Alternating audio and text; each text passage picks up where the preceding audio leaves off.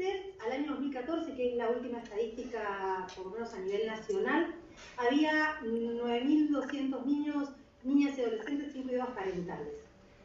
La mayoría de ellos con edades de 6 años en adelante. 6 años a 12, el 40%, 13 a 17, el 36%. Solo un 24% de 0 a 5 años.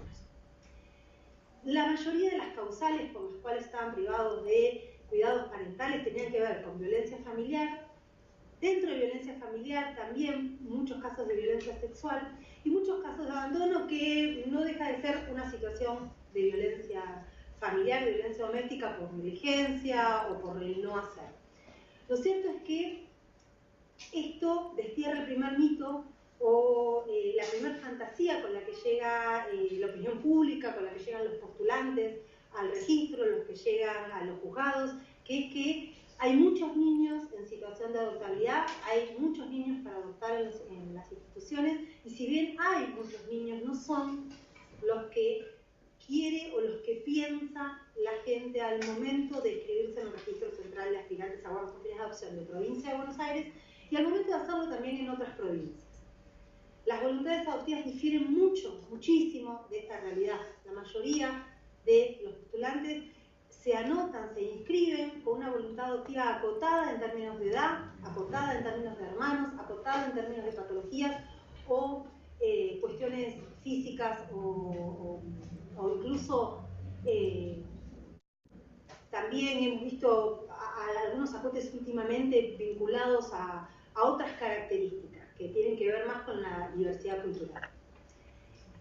Esta es una primera realidad y con la realidad que trabajamos, con la realidad que trabajan todos los operadores de Provincia de Buenos Aires, pero vuelvo, es una realidad que también abarca al resto del país. Estas cifras son nacionales y estas edades nos hacen pensar la necesidad de repensar la adopción.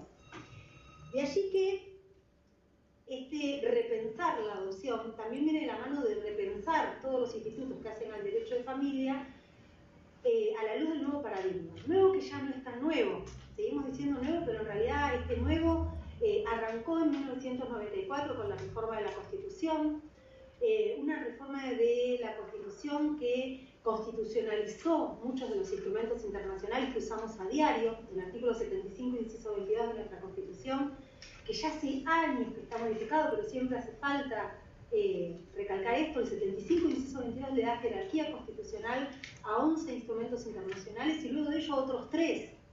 Y muchos tienen que ver directamente con situaciones que se manejan en el ámbito de expedientes de abrigo, expedientes de situación de adoptabilidad o de adopción. Específicamente la Convención de los Derechos del Niño está enunciada en el 75, inciso 22 y tiene jerarquía constitucional.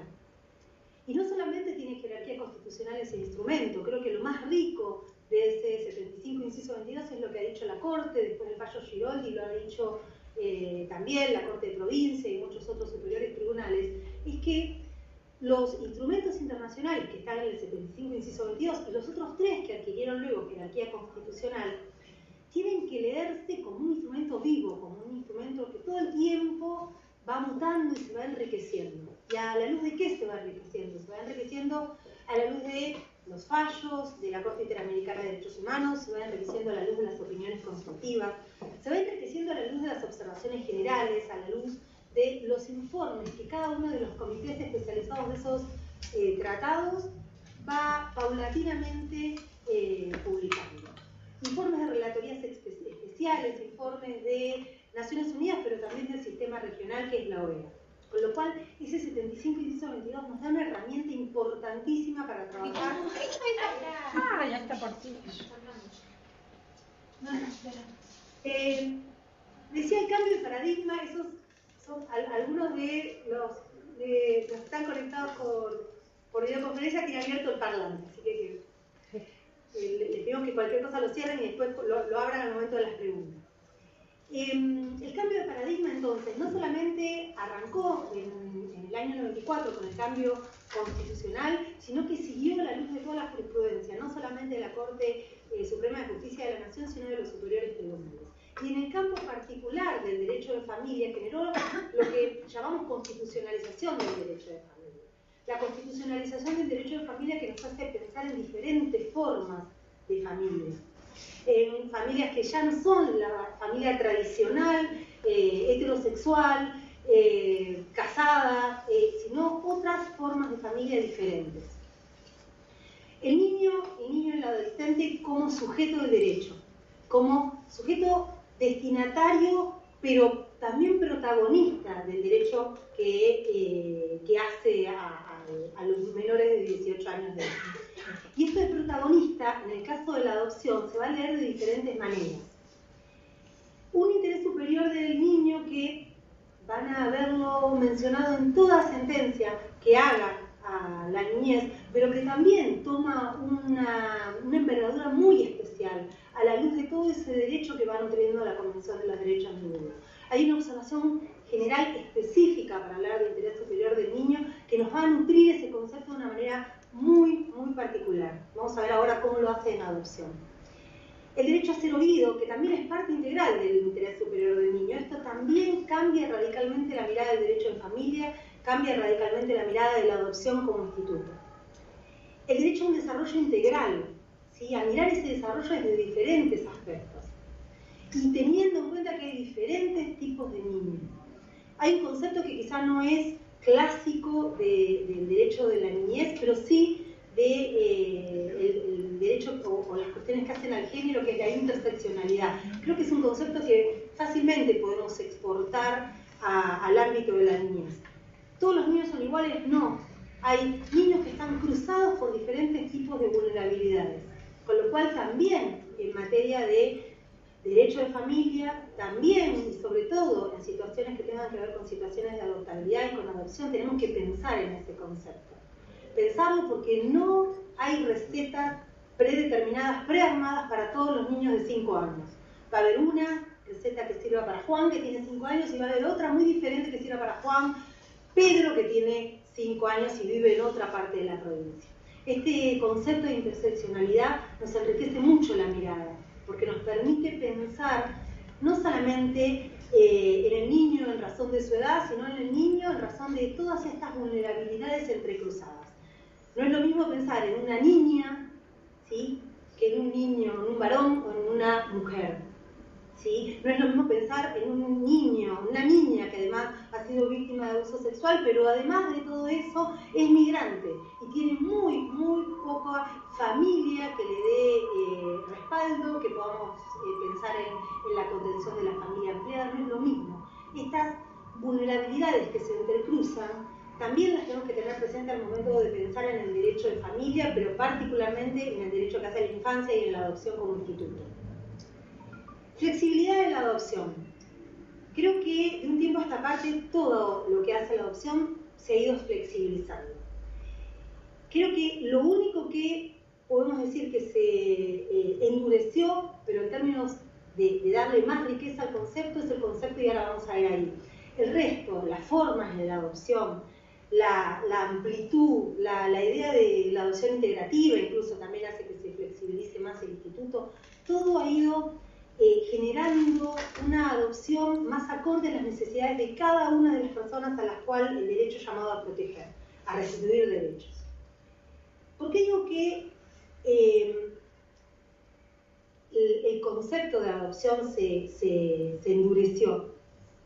Se endureció en términos de proteger a la infancia, se endureció en términos de dejar clarísimo que el Instituto de la Adopción es un instituto de protección a la infancia. Ya no es más un instituto pensado para los adultos, ya no es más un instituto pensado en pos de darle hijos a quienes no podían o no querían tener hijos por vía natural, por vía biológica. La idea de la adopción hoy es claramente un instituto protectorio de la infancia, un instituto que tiende, que debe restituir derechos. Si no puede restituir derechos, estamos en mal camino, estamos aplicando mal el instituto, estamos pensando desde el expediente en una lógica que no le restituye derechos a ese niño, o esa niña o ese adolescente. La cuestión del derecho de familia, pero ya metiéndonos más en la cuestión de la adopción, siempre va a pensarse desde la perspectiva de derechos humanos. Y cuando hablamos desde perspectiva de derechos humanos, hablamos esencialmente desde las obligaciones que el Estado tiene. El Estado asume obligaciones, no solamente a nivel interno, sino a nivel internacional, por medio de la suscripción de tratados internacionales, por medio de hacerse parte de organismos internacionales, y esta asunción de obligaciones implica que el Estado debe hacer, no hacer, debe dar, tienen varias obligaciones que cumplir. En materia de niñez, desde los 3 poderes del Estado, no solamente al momento de judicializar, sino y sobre todo antes. Hay una gama de políticas sociales que tienen como destinatario o deben tener como destinatario directo a los niños, niñas y adolescentes. Y entre ellos también a la protección de la familia como primer eslabón o núcleo sobre el que hay que trabajar para proteger también a los niños. Hay una perspectiva muy diferente, o tenemos una perspectiva muy diferente cuando pensamos en que todo esto es obligación del Estado a cuando lo pensamos por fuera de las obligaciones del Estado. Esto es obligación del Estado, engendra responsabilidad internacional su incumplimiento, e incluso tenemos ejemplos elocuentes en el ámbito de la Corte Interamericana de Derechos Humanos de casos que han llegado por situaciones que tienen que ver con la adopción. La historia de la jurisprudencia, de los casos que han llegado al sistema interamericano, en un principio tenían que ver con otro tipo de violaciones a los derechos humanos. Los primeros trabajos de la Corte Interamericana de Derechos Humanos estuvieron pensados, o el sistema estuvo dedicado a trabajar desapariciones forzadas, masacres, ejecuciones extrajudiciales. Lo cierto es que hoy, poco a poco, la Corte Interamericana va tratando temas que tienen nombre y apellido. Temas que hacen no solamente a la esfera de lo que para nosotros en el ámbito judicial puede ser el fuero penal, sino también otro tipo de situaciones. De hecho, en materia de adopción hay 3 casos relevantes en el ámbito del sistema interamericano, uno en el ámbito de la Comisión Interamericana, que es CLM, y otros 2 en el ámbito de la Corte Interamericana. Fornelón, en este caso nos toca muy de cerca porque es un caso en el que la Corte Interamericana condena a Argentina, y Ramírez, que es un caso bastante reciente, del año pasado, que también después vamos a ver algunas cuestiones. Lo cierto es que ver la constitucionalización del derecho de familia, que también se trasladó al Código Civil y Comercial en los primeros artículos, queda clarísimo que el Código Civil y Comercial, más allá de que por el 75 y el 22 tiene una jerarquía inferior a los tratados, los primeros artículos del Código Civil y Comercial nos dan esta impronta de constitucionalización del derecho de familia, del derecho civil en general, pero del de familia, de perspectiva de derechos humanos, de obligaciones asumidas en el ámbito internacional. En este contexto, en este marco teórico que rápidamente les quería comentar, es de donde parto para hablar de la adopción. Pensar cómo el derecho restituye, cómo el Estado restituye derechos a los niños que por alguna situación, y vamos a ver después cuáles pueden ser, ya la estadística que les mostraba al principio de UNICEF da cuenta que la mayoría de los niños que tienen privación de cuidados parentales lo tienen por situaciones que hacen a la violencia doméstica y entre ellos la violencia sexual, pero cómo el Estado restituye derechos. La restitución de derechos en materia de niñez es uno de los campos en donde el Poder Judicial ha tenido que trabajar en transformarse en los últimos años. ¿Por qué? Porque veníamos de una estructura en donde la restitución de derechos estaba principalmente judicializada. Y esa estructura ha cambiado con el término del patronato, ha cambiado y se ha mutado de tal manera que las responsabilidades son compartidas, hay una corresponsabilidad en esta obligación de restituir derechos, una corresponsabilidad que implica que hay toda una primer parte de trabajo que va a estar a cargo del Poder Ejecutivo en Provincia de Buenos Aires, de la mano de los servicios locales, de los servicios zonales y del organismo provincial de niñez, con un control de legalidad del Poder Judicial, y luego una segunda etapa, podríamos decir, en términos de pensar en un proceso que lleve a la adopción, que está esencialmente judicializado. Hay diferentes etapas, hay diferentes responsabilidades, pero creo que vale la pena ya desde ahora comentarlo, después vamos a volver a eso. Es necesario ver el trabajo integrado Creo que pensar el trabajo con niñez y el trabajo de restitución de derechos como dos estancos no le aporta a nadie, y principalmente no le aporta a los niños. Hay una necesidad de articulación entre los poderes, hay una necesidad de una visión integral de los niños y del abordaje de las familias que creo que de a poco se va logrando, pero cuesta porque venimos de otro paradigma total y absolutamente diferente. Creo que nos cuesta trabajar en la interdisciplina y creo que nos cuesta trabajar en la interrelación con otros poderes. Creo que son dos cuestiones que en niñez son esenciales. La restitución de derechos, entonces, en el marco de los instrumentos internacionales y en el marco del Código Civil y Comercial, también ha bajado al ámbito de la adopción. El proceso de familia ya tiene desde el Código Civil y Comercial una cantidad de principios que nos hacen pensar en un proceso de familia muy diferente al que pensábamos hace unos años. Un proceso de familia que tiende a la tutela judicial efectiva, que tiende a garantizar el acceso a justicia, que tiende a garantizar la inmediación, el efecto útil, que tiende a garantizar la oficiosidad, que tiende a pensar a un juez en un rol activo, ¿sí? Que tiende a pensar en la interdisciplina como algo básico, como les decía hace un rato, y llevado a la adopción, creo que un gran acierto, como les decía recién, del Código Civil y Comercial, que también está plasmado en la 14528, que es la ley local que regla todo el procedimiento de adopción, fue poner el acento en lo que había que ponerlo. ¿Y en qué había que ponerlo? En pensar la adopción como un instituto que protege a la infancia. Creo que un gran acierto del Código Civil y Comercial en todas sus partes, pero principalmente en familia, fue llevar a términos claros y accesibles los institutos de los que más se habla en cualquier asado domingo. Muy difícilmente alguien en un asado habla del cheque, hable de cuál es el régimen, pero sí va a hablar de adopción. Porque se habla de adopción en los medios, salen noticias en los medios, por suerte, cada vez más se visibilizan algunas cosas que antes no, pero muy usual era escuchar esto de cuántos chicos para adoptar, cuánta gente esperando, qué pasa que no salen las adopciones, qué pasa que el sistema de adopción no funciona. Por suerte creo que de 2 años a esta parte, en mucho creo que fue el trabajo de algunas organizaciones no gubernamentales, se han empezado a ver otras realidades.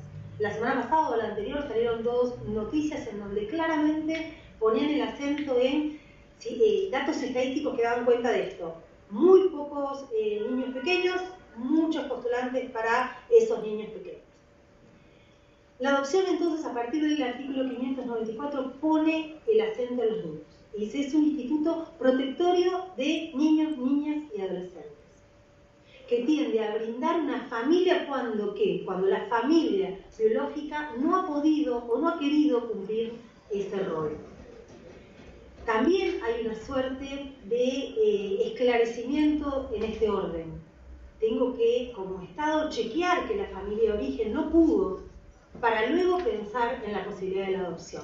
Tiene que haberse agotado todas las instancias de permanencia en la familia de origen. Y en esto también vamos a tener que empezar a trabajar con estos principios. Cuando digo todas, nos preguntamos todas, ¿a qué momento? ¿Cuánto tiempo? ¿Cómo medimos el efecto útil? ¿Cómo medimos los tiempos en el proceso cuando digo todas las posibilidades? Todos estos principios de los que habla el artículo 595, a la luz del concepto que da el artículo 594, nos complejiza la cosa. Porque tenemos que pensar en el interés superior, tenemos que pensar en la identidad y en el origen como principios básicos, tenemos que pensar en el agotamiento de todas las instancias de permanencia con la familia de origen, pero también tenemos que preservar los vínculos fraternos, por ejemplo.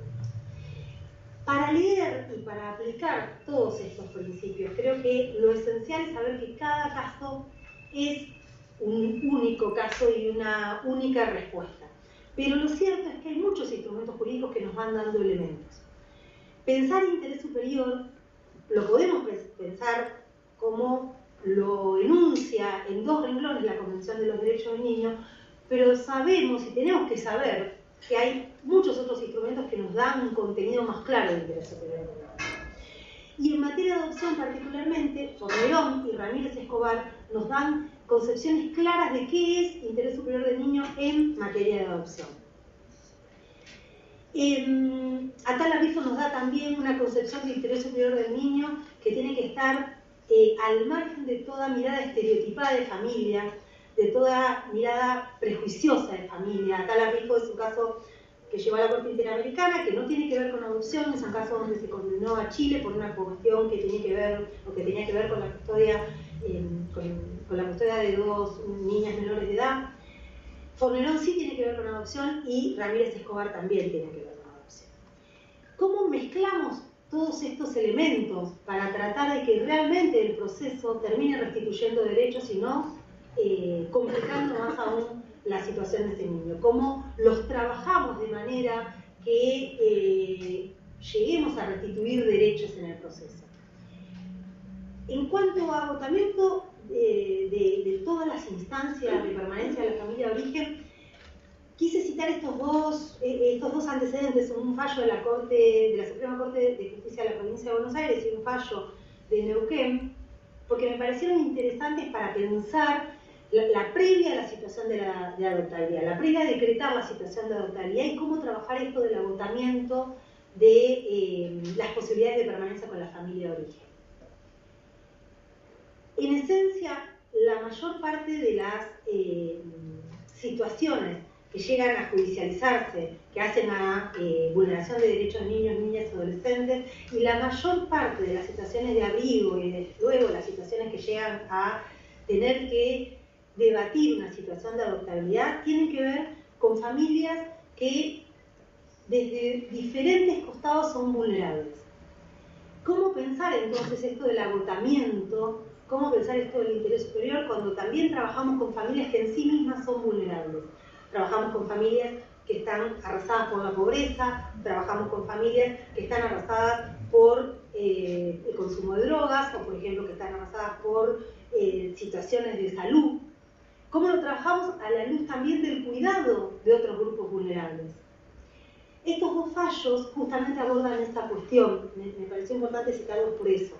Cómo trabajar el acceso a justicia, en este caso de dos mamás, que por diferentes situaciones eran también muy vulnerables. En el caso del fallo de Neuquén, una mamá de 14 años que había sido víctima de abuso sexual, y en el caso de Provincia de Buenos Aires, una mamá que también había sido víctima de delitos sexuales, con un hijo nacido en el marco de un incesto y además con un problema de discapacidad bastante pronunciado. ¿Cómo trabajamos el agotamiento? ¿Cómo trabajamos con esas mamás si no las pensamos también como sujetos llamados a proteger? Es muy complicado, es muy, muy complicado.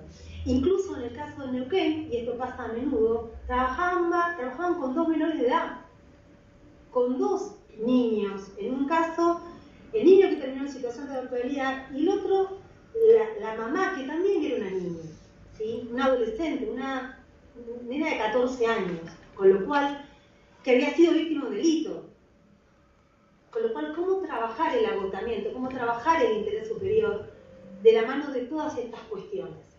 Hay que contextualizarlas, hay que complejizarlas.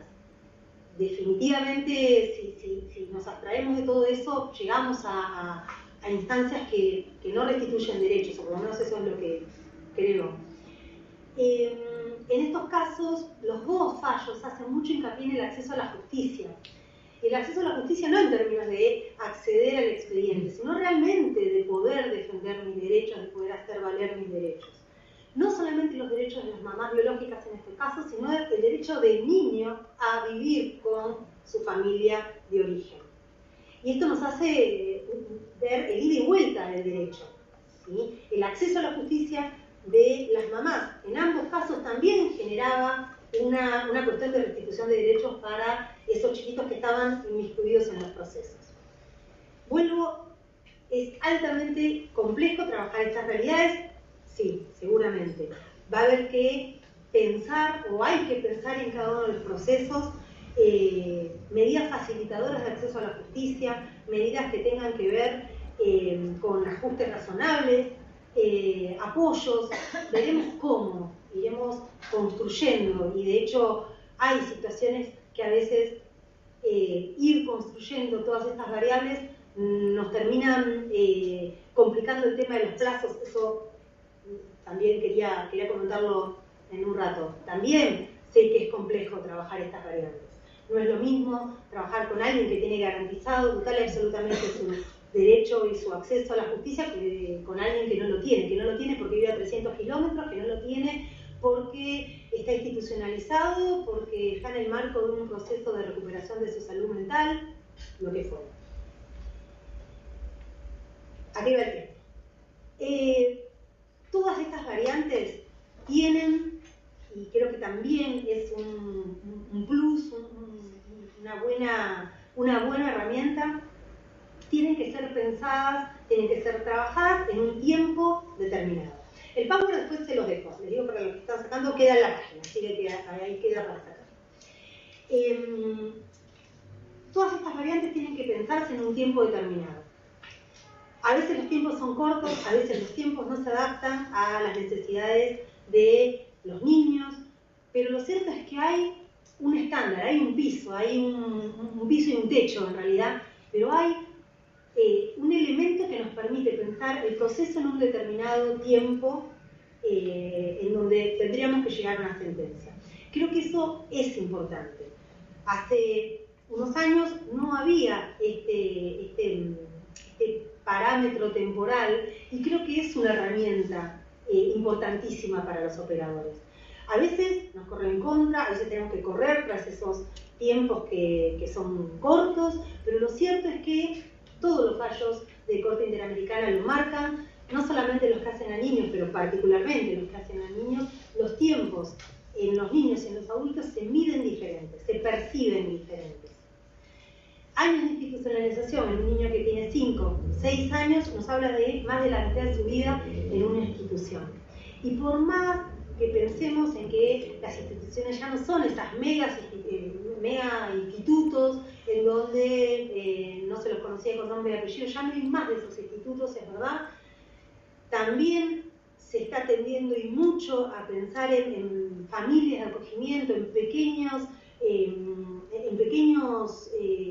grupos de niños en hogares más reducidos, con un trato casi personalizado. Lo cierto es que no deja de ser una situación que podría, que debe revertirse pensándolo en volver a la familia de origen o pensando en la posibilidad de que encontremos una familia adoptiva. Pero los tiempos no son los mismos. Los tiempos no son los mismos. La etapa de desarrollo, la primera etapa de desarrollo, tiene un peso y una envergadura tal en la vida de un niño que nos hace pensar en la necesidad de trabajar rápidamente algunas cuestiones que quizás con otros procesos las podemos trabajar con otra parsimonia, con otros tiempos, con otras articulaciones que a veces en procesos de niños no nos es factible. Hay cierta necesidad de ir trabajando la cuestión de los tiempos, no solamente desde el pedido formal de declaración de situación de adoptabilidad, sino desde antes. Creo que la necesidad de pensar desde el momento mismo que se toma la medida de abrigo en documentar, buscar todo lo que tenga que ver con su identidad, buscar a familia ampliada y trabajar todo lo que se pueda trabajar en ese periodo, obviamente va a acortar los plazos considerablemente luego en el otro periodo más judicial. Si bien el Poder Judicial tiene un control de legalidad durante el periodo de abrigo, sí tiene que ir de alguna manera chequeando todas estas cuestiones. No podríamos llegar a situaciones de adoptabilidad en donde tenemos niños indocumentados. No podría darse esta situación.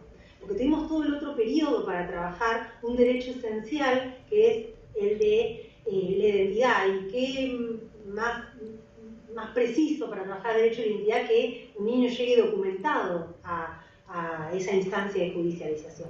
Con lo cual, los tiempos se pueden ir trabajando desde diferentes ámbitos. Y no solamente pensar en los tiempos que nos plantea la 14528, que nos plantea el Código Civil y Comercial, a partir del pedido de declaración de situación de adoptabilidad. El pedido que muchas veces viene acompañado también de otros efectores, nos va a generar un disparador de los plazos, sí, claramente, pero esos plazos los podemos ir trabajando, los debemos ir trabajando desde ya el proceso anterior que hace el control de claridad del Poder Judicial. La primera cuestión entonces que se plantea, y en Ramírez Escobar, la Corte Interamericana lo dice claramente, es pensar al momento de resolver una situación de adoptabilidad, cuánto, o sea, desde una perspectiva psicosocial, cuánto de plus, cuánto de beneficio tiene la adopción para ese niño. Y en esto también vamos a tener que pensar en la edad, en las particularidades, en su cultura, en su idiosincrasia, en el contexto. Pero principalmente creo que este párrafo, vos dices, de Ramírez Escobar, se hace especialmente aplicable a los adolescentes y a los niños más grandes que tenemos en situación de adoptabilidad. ¿Cuánto de beneficio le aporta potencialmente la situación de adoptabilidad? A partir de allí, algunos interrogantes. Una vez que el servicio, a partir de los PER, el asesor, el abogado del niño, todos los que tenían que emitir opinión, el cuerpo técnico, por supuesto, del juzgado y finalmente el juez, deciden decretar una situación de adoptabilidad, y ya con una situación de adoptabilidad decretada, creo que las preguntas que hay que hacerse, que tienen que ver con esto del interés superior del niño, serían, a grandes rasgos, seguramente a ustedes se les van a ocurrir otras muchas, serán estas. ¿Quiere una familia ese niño? ¿Qué familia quiere? ¿Qué familia necesita? ¿Y qué familia tenemos o podemos ofrecerles desde el sistema? Y quizá nos falta una, que es ¿qué otras opciones para restituir derechos podemos ofrecerles cuando no tenemos una familia para ofrecerles? En estos casos, que ojalá no sucedieran, pero suceden, también tenemos, y es válida esa pregunta, cuando no tenemos esa familia, cuando no tenemos ese ofrecimiento de un adulto que quiera responder a esa restitución de derechos, ¿qué plan B podemos ofrecerle a ese niño, niña, adolescente? El tema de quiero una familia, bien. Quiero una familia, creo que es una de las preguntas más básicas que se le ocurre, pero a veces no queda claramente plasmado la pregunta y la respuesta en el marco de los procesos judiciales y tampoco administrativos. El interés superior del niño y el derecho a emitir su opinión, a que su opinión sea tenida en cuenta, es esencial en esto. Y si no lo dejamos o no lo miramos a partir de esta pregunta, son dos conceptos que quedan vacíos. Esto de que el niño pueda y deba dar su opinión y que su opinión pueda ser tenida en cuenta es esencial al momento de preguntarle si quiere una familia. En esto el Código Civil y Comercial estableció un límite de 10 años para que consienta su adopción, pero claramente antes de los 10 años también hay que preguntarle si quiere una familia, qué familia quiere, qué familia piensa. Es muy difícil pensar la familia a la luz de los intereses, de las necesidades y de las vivencias de un niño de 5 años. Y también es muy difícil salirnos del esquema de cada una de nuestras familias. Cada uno de nosotros tiene introyectado un modelo de familia. Cada uno de nosotros piensa en líneas generales qué es lo mejor para los niños de 5, de 6 y de 8 años. Ahora, le preguntamos a ese niño de 5, 6, 8 años que se llama Juan qué es lo que quiere, qué familia quiere, cómo la quiere, cómo piensa su familia. Hablamos mucho desde el registro de la construcción de la voluntad adoptiva de los postulantes, pero hablamos de la construcción de la voluntad adoptiva de los niños. ¿Cómo piensa el niño de la familia? ¿Sí? ¿Está listo para trabajar la idea de tener una familia, porque no sé si decir la mitad, pero muchos de los niños que llegan a una situación de adoptabilidad se desayunan ahí que van a tener otra familia. Ni hablar cuando llega un adulto que no conoce a un hogar y le dice, ¿qué tal? Buen día, ayuda a ser tu mamá o tu papá.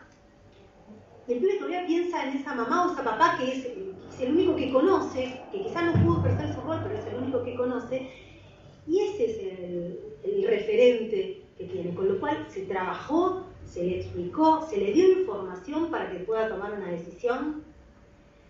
Vuelvo, es muy complejo, porque la mayoría de nosotros pensamos en nuestras realidades, en nuestras familias, en nuestros hijos, y la verdad es que las decisiones que puede tomar un niño de 5 años en una realidad de clase media, profesional o con trabajo es muy diferente a las decisiones y a la actitud y a la toma de, o al recibir información de un niño de 5 años que ha vivido en situación de calle, por ejemplo. Con lo cual es muy difícil salirnos del esquema con el que pensamos a la infancia desde nuestra realidad social. El derecho a ser oído, entonces, y que su opinión sea tenida en cuenta, tiene un montón de elementos jurídicos que nos permiten pensarlo, desde la Convención de los Derechos del Niño, la opinión consultiva 17, la observación general número 12, que es específica, la 26061, la 13298, la 14528 específica en materia de adopción. El fallo Ramírez Escobar creo que también ahonda y mucho en el tema del interés superior y el derecho a ser oído. Y pensar todos esos elementos también es complejo a la luz de algo que nos cuesta trabajar, que es esto de la capacidad progresiva. Nos es más sencillo pensar, bueno, a partir de 10 años, a partir de 13, a partir de 15, pero ¿qué pasa con el tema de la capacidad progresiva? Nos hace pensar necesariamente, no solamente en una edad, que es un concepto sencillo y estanco y objetivo, sino también en qué grado de madurez tiene ese niño.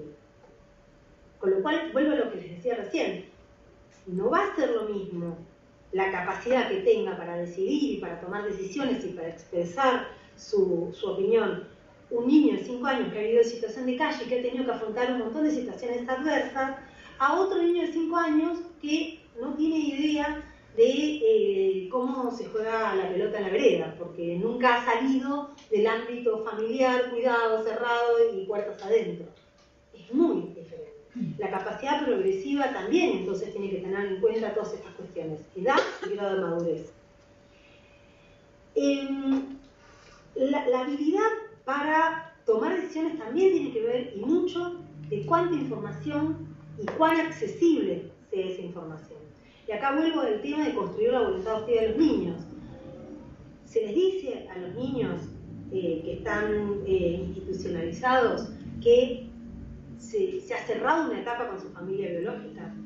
Se les dice a los niños que hay alguna posibilidad de que conozcan a otros adultos, que en una de esas se convierten en sus padres. A veces utilizamos terminología porque nos viene dada, pero decirle a un niño que se sienta ya en el marco de un temor reverencial frente a un juzgado, decirle te presento a tu mamá y a tu papá, es algo que a cualquiera de nosotros nos ha servido, pero a un chico que tiene otra idea de mamá y papá, realmente le genera, esto obviamente lo van a hablar claramente la jornada que viene con la psicóloga y la trabajadora social. Yo puedo dar mi opinión desde el derecho y desde el sentido común, que a veces no es tan común, pero desde lo que uno ve en el registro, y muchas veces los chicos no tienen idea de que se ha terminado la posibilidad de trabajar con su familia biológica. No tienen idea de que todos los efectores han decidido que se va a buscar una familia adoptiva. No tiene idea que va a conocer a uno o dos adultos que van a querer ser sus papás. Y mucho de esto de utilizar palabras que no corresponden también lo vemos a diario en los operadores, se nos escapa. Pero esto de recibir a los postulantes diciéndole hola mamá, hola papá, cuando son postulantes, se inscriben, se están ofreciendo, pero todavía no son mamá y papá. Y presentárselos así a los niños es realmente complicado. Y para nosotros es una palabra que se nos escapa, porque se nos escapa. Las organizaciones de postulantes, vuelvo, creo que en esto están haciendo una labor importante en empezar a deconstruir todo esto, en empezar a visibilizar esto. Aquellos adultos que se inscriben son personas que se están ofreciendo para, y que después de un proceso arduo y en un proceso complejo, y en el que le van a tener que poner mucho la espalda y que van a tener que ponerle mucha garra, van a convertirse en mamás y papás o mamás, seguramente que sí, pero no lo son por el solo hecho de inscribirse o por el solo hecho de ser seleccionados. Va a haber todo un proceso. Y creo que esto no solamente hay que explicárselo a los adultos, sino principalmente a los niños, que son para los que todo este sistema trabaja. Bueno, entonces darle la información necesaria. Darle la información necesaria también tiene sus particularidades cuando se trata de grupo de hermanos, porque vimos que uno de los principios que era base en materia de adopción es esto de mantener los vínculos fraternos, con lo cual también vamos a tener que decirle cómo pensamos su situación de adoptabilidad, pero cómo pensamos su adopción, si vamos a pensar en que el grupo de hermanos sea adoptado en conjunto, si no va a poder ser, porque el número es imposible el número de niños, digamos, a veces tenemos grupos de 5 o 6 hermanos, es muy poco usual que se puedan mantener números de hermanos tan numerosos o grupos de hermanos tan numerosos en una misma familia, con lo cual también esto hace al derecho a la información que tienen los niños, a decirles cómo se va a pensar en esa separación en grupos o armado de grupos o posibilidad de que esos grupos de hermanos se sigan vinculando.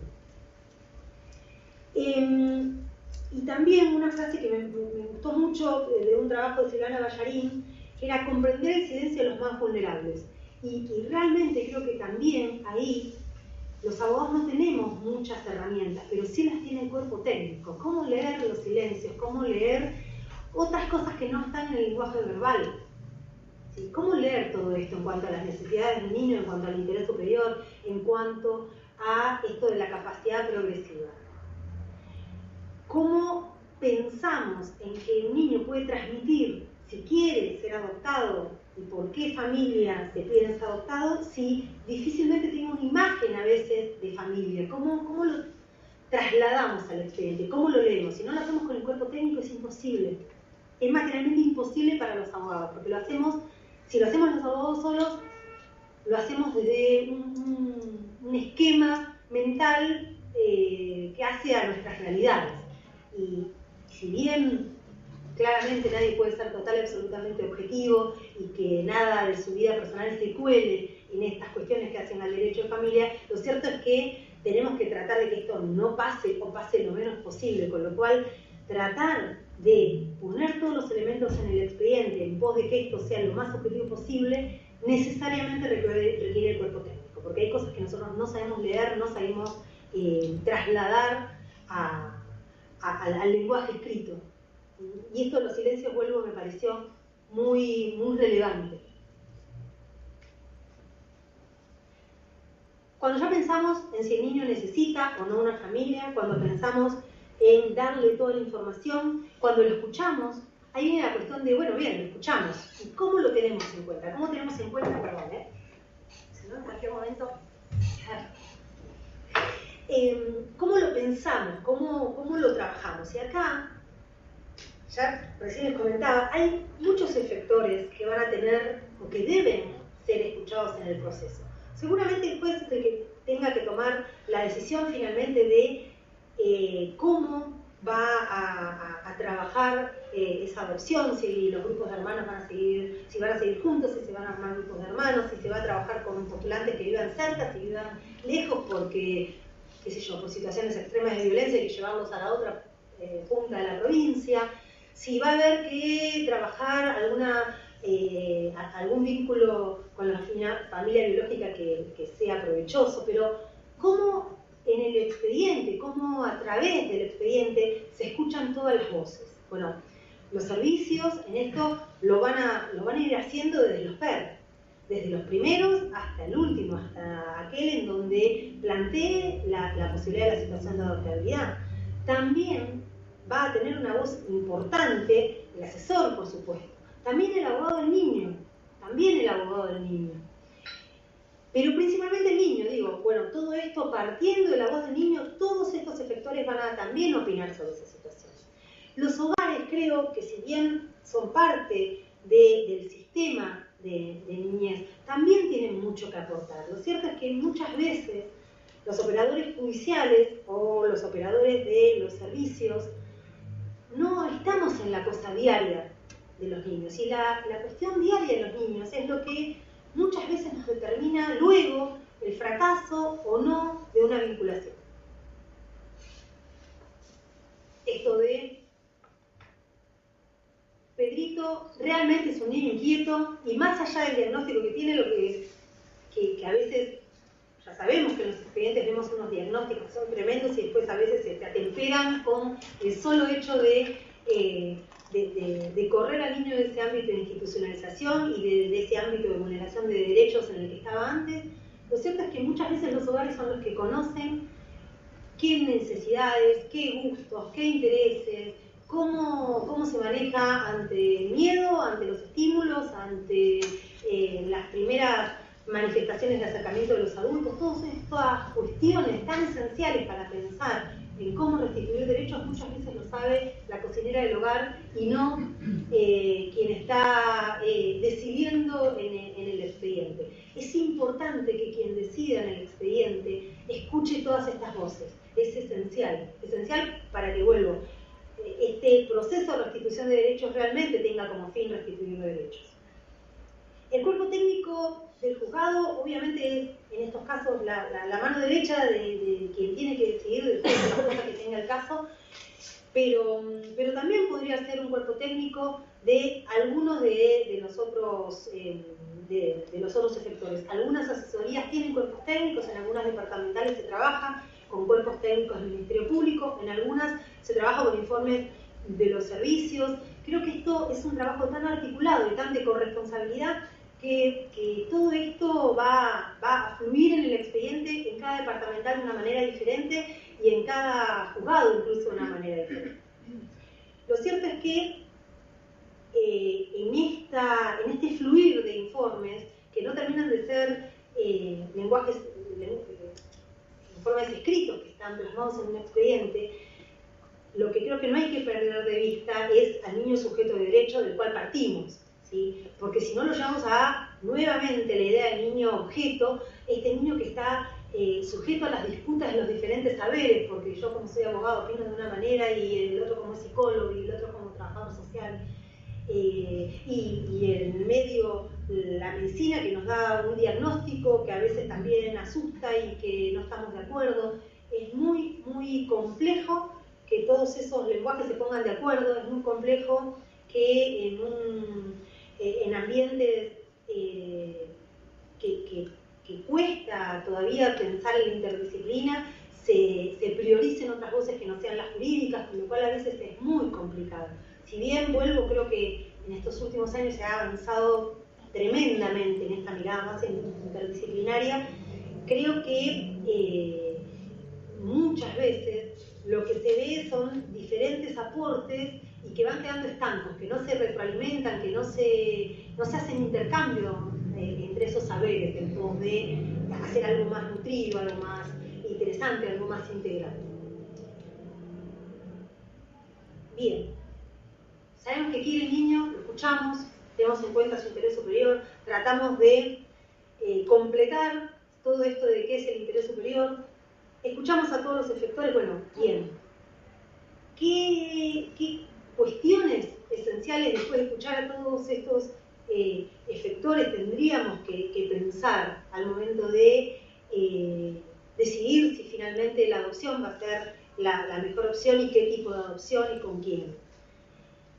Que las necesidades de los niños que han pasado por situaciones de vulneración de derechos y que sabemos por la primera estadística que presentamos que la mayoría, si bien hay 4 supuestos por los cuales los niños pueden llegar a una situación de adoptabilidad, la mayoría vienen de situaciones en donde no se ha podido trabajar con sus familias de origen y vienen con situaciones de vulneración de derechos que se traslucieron en un expediente de abrigo.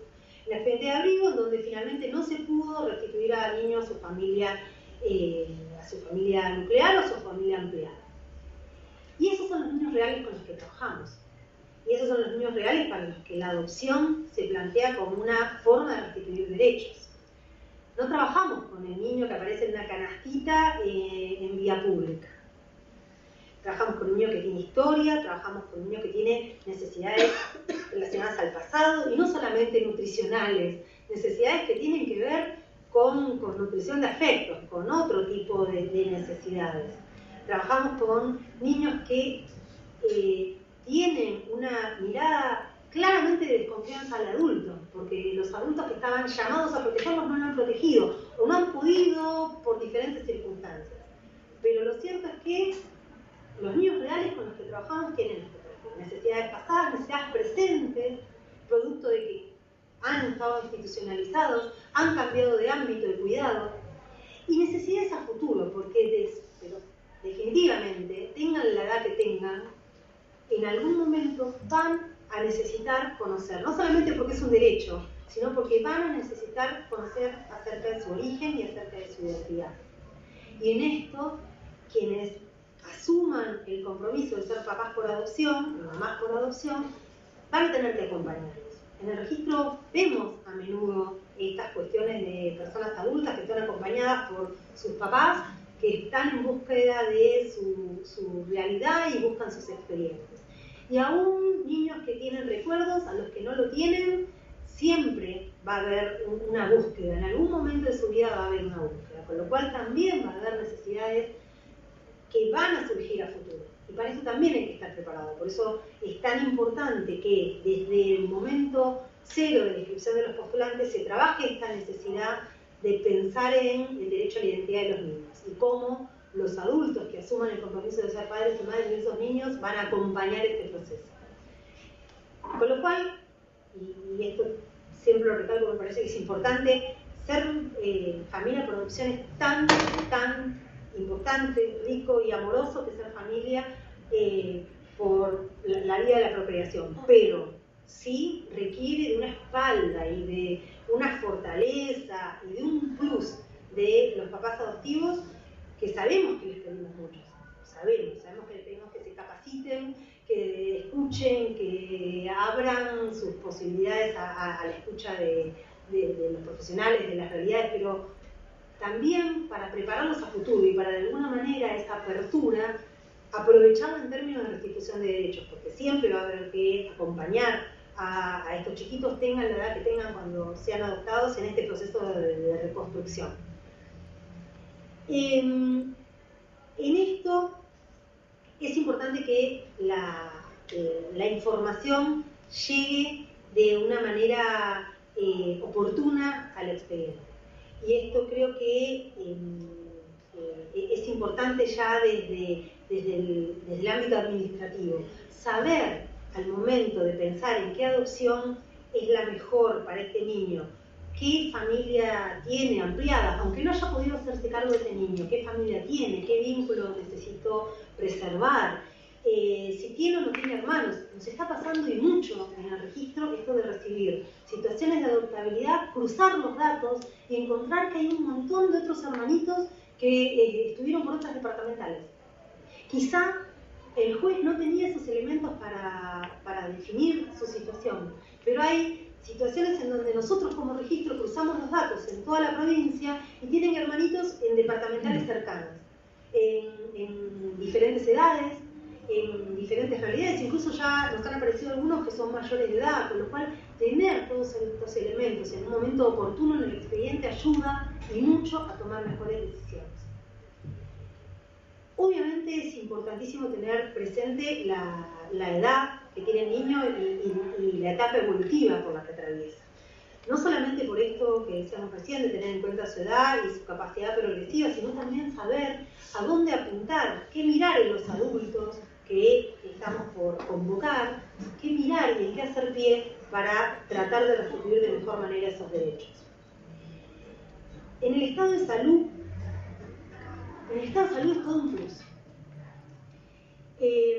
Nosotros tenemos una planilla, nosotros digo el registro de aspirantes, en todo el resto del país también, al momento de inscribir a los postulantes, llenan una planilla, y si no llenan una planilla van a una oficina y dan ese dato, en donde cada postulante, al construir su voluntad activa, plantea qué tipo de niños o niñas podría prohijar. Y ahí establece una edad, establece una cantidad de niños, pero también establece cuestiones que tienen que ver con su salud.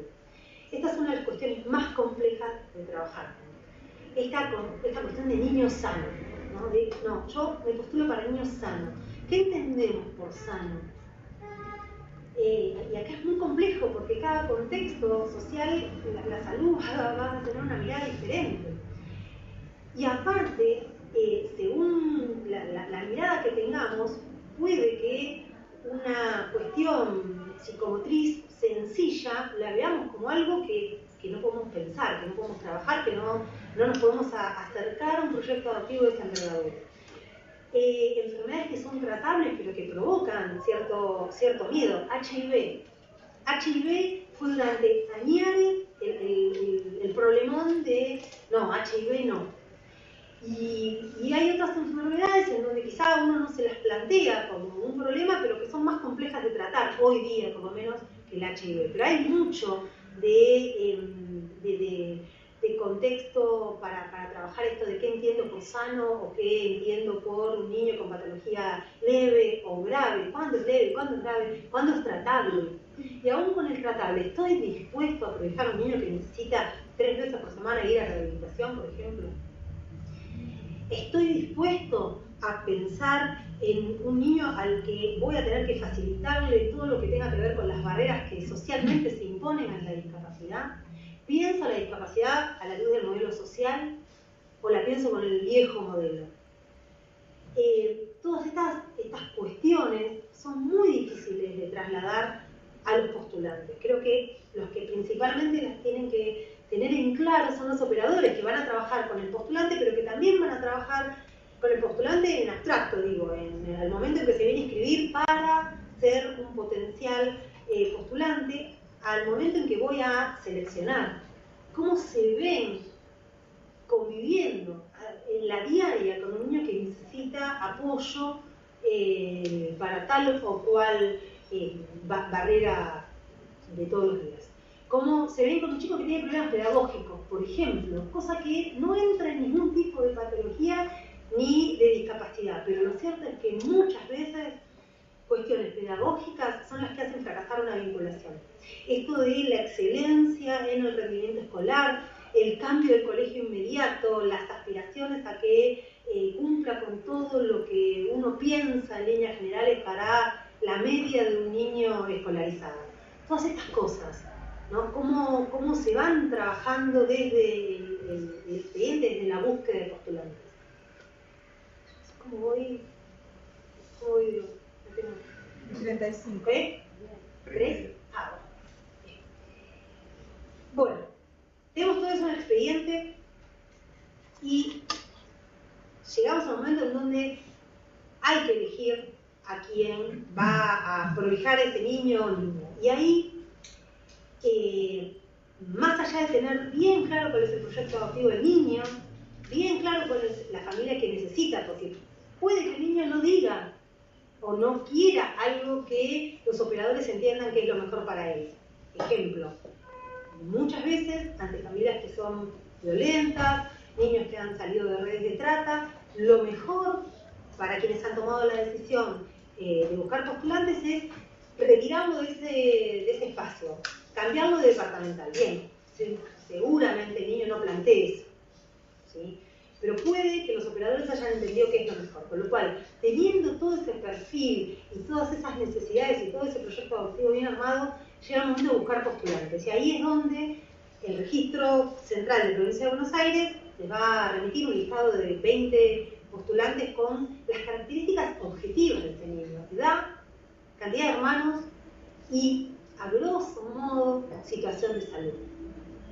A grosso modo digo porque en el sistema en el que se busca es un sistema informático, en donde uno pone las condiciones, pero vuelvo, ¿qué es discapacidad, qué es discapacidad y qué no lo es, qué es patología grave y qué es patología leve, cada postulante seguramente al momento de completar su solicitud, al momento de ser evaluado, lo plantea de manera diferente, con lo cual todos los juzgados de la provincia de Buenos Aires tienen la posibilidad de que cuando le ofrecemos un postulante en el listado, con el código de barras, ver las evaluaciones que hizo el otro juzgado si no es un legajo propio, por supuesto, con lo cual alguien de Bahía Blanca podría ver el legajo de alguien de Mercedes, porque tiene acceso a esas evaluaciones.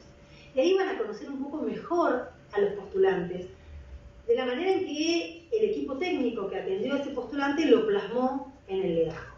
Esa función es claramente administrativa, ¿sí? La función de inscripción y de evaluación es claramente administrativa. En base a todas esas cuestiones, entonces, dentro de esos 20 postulantes, quienes vean y quienes tengan que elegir a quienes están en mejores condiciones y quien resulta el más idóneo para restituirle derechos a ese niño o niña, tendrá que evaluar un montón de cuestiones. No solamente ya ahora del niño, sino de los postulantes. ¿Cuáles son sus gustos, sus costumbres? ¿Cuáles son sus circuitos? ¿Cómo articula? ¿Está solo en la vida? ¿Es un monoparental? ¿Tiene más familia ampliada? Ahí nos hemos encontrado con gratas sorpresas en donde, por ejemplo, una monoparental hoy es mamá de 5 chiquitos porque tenía una familia ampliada y una articulación tan potente que realmente pudo. Quizá ustedes piensen con un monoparental sin indagar demasiado que no podría con 5. A veces puede que sí, a veces puede que no, por eso sirve de tanto indagar en las evaluaciones que se adjuntan a los legajos. Y ver todo esto, el modelo de familia que cada uno piensa, el modelo de familia del niño, pero también el modelo de familia que piensan los adultos. Y esto de la construcción, cómo se piensan construyendo una familia. En general, hay como una cuestión medio fantasiosa de pensar que los vínculos surgen casi espontáneamente. Seguramente, y en esto, en cuestión de sentimientos, nadie puede asegurar nada, seguramente hay quienes entraron al lugar, vieron a Juan, Pedro, María, Antonio y dijeron, ya está, lo sentí mi hijo, pero esto no pasa a veces. O no pasa la mayoría de las veces. Y el vínculo hay que construirlo, ¿sí? Para niños es uno o dos adultos que son extraños, que deben empezar a conocer, y a tantear. Porque recordemos que vienen de situaciones de vulneración de derechos en donde esos adultos no pudieron, con lo cual va a ver hasta dónde puede tirar de la cuerda para ver si esos adultos que ahora les están presentando pueden y quieren cumplir ese rol. Con lo cual, después de un momento casi de libro, de luna de miel, entre que todo funciona bárbaro y son todos divinos, van a venir los primeros problemas de cómo acostumbrarse a vivir juntos, de cómo pensarse viviendo juntos con una persona que hasta ayer era extraña. Por eso lo importante, y esto lo van a trabajar Florencia y Ariel a la charla que viene, lo importante de ese proceso de selección y lo importante de ese proceso de vinculación, de que esto sea paulatino y acompañado y sostenido también.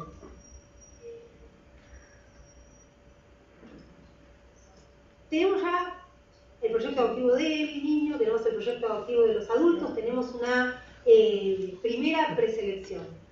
Vemos a veces que los tiempos no alcanzan y tampoco están pensados. No es que no alcanzan solamente, no están pensados los tiempos ni del Código Civil y Comercial ni de la 14528 como para que todos los efectores evalúen a los 20 postulantes que le mandamos. La idea no es esa. La idea es que establezcan algún orden de prioridad entre esos 20, evalúen 3, 5 y luego le hagan una devolución a esos 3 o 5.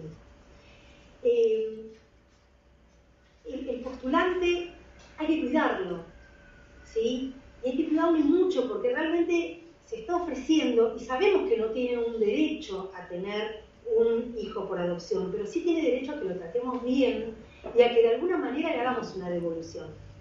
Muchas veces la queja general de los postulantes es: me me llamaron, me evaluaron y hace 2 meses que estoy esperando un llamado que no llega. Y el chiquito ya está en vinculación y en guarda con otra familia. Generemos una devolución a ese postulante.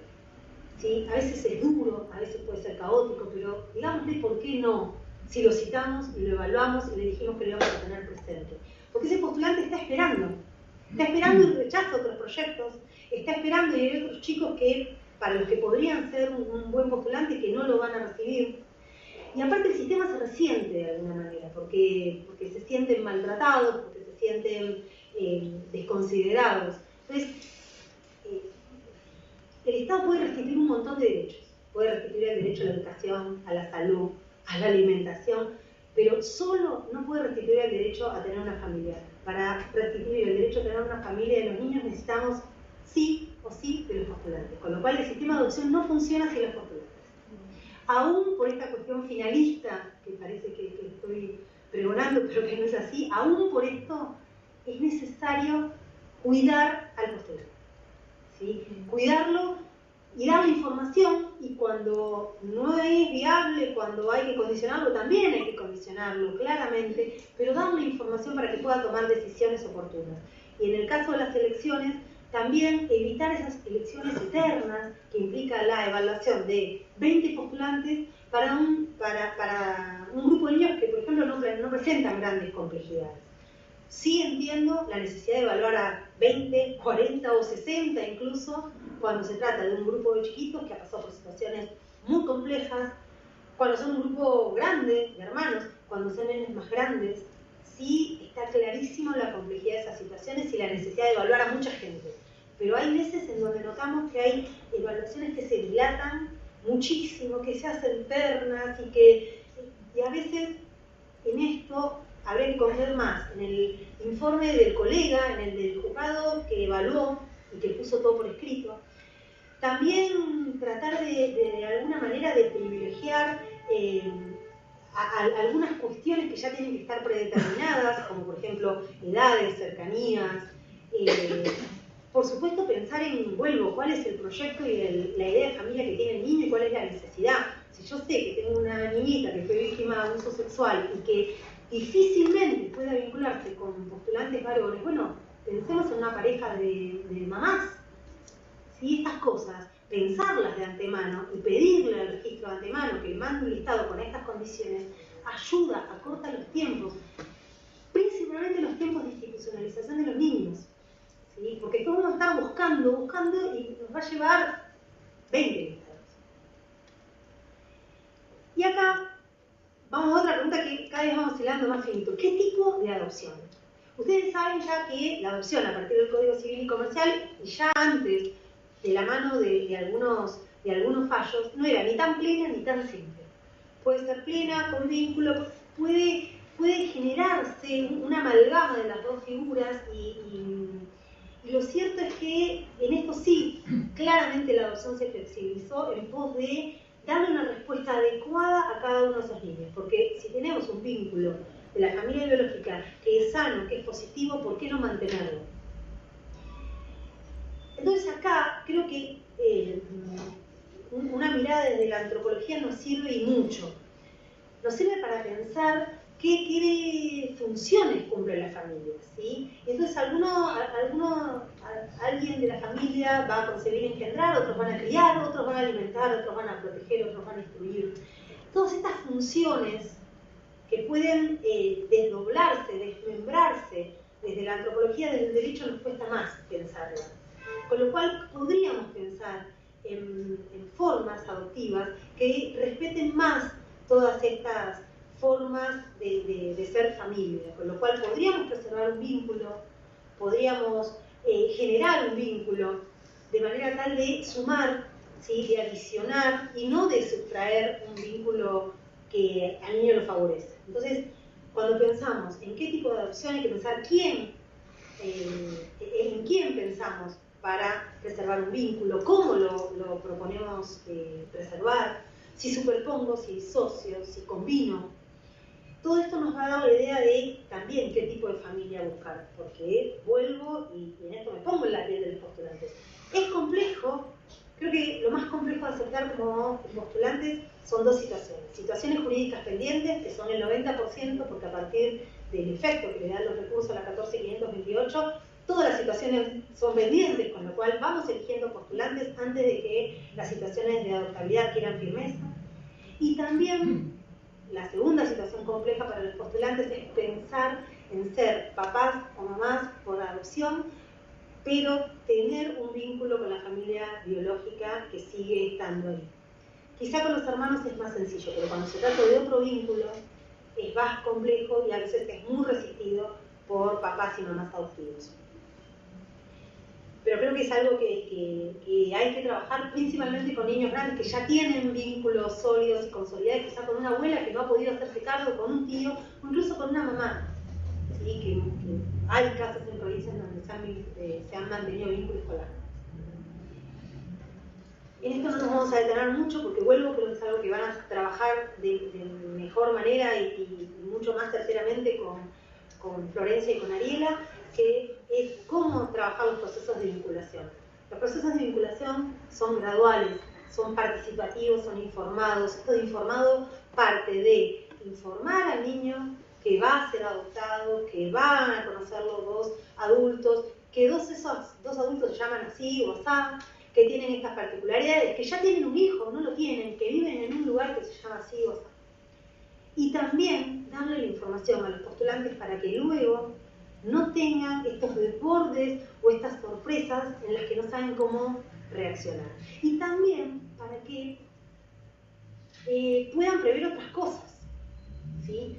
Puedan prever que tienen que hacerse de una historia clínica, porque quizá el postulante viva a kilómetros de donde el niño estaba institucionalizado, con lo cual no va a tener al médico ahí, necesite saber si tuvo o no una enfermedad, si toma medicación, si ha tenido varicela, no sé, cualquiera de esas cosas sencillísimas que le ocurren a todos los niños. Entonces, pensemos en darle información que tenga que ver no solamente con la historia clínica, sino sobre los vínculos, sobre cómo ese niño llegó a la situación de abrigo, a cómo llegó a la situación de adoptabilidad, a quién es o quién era su familia de origen.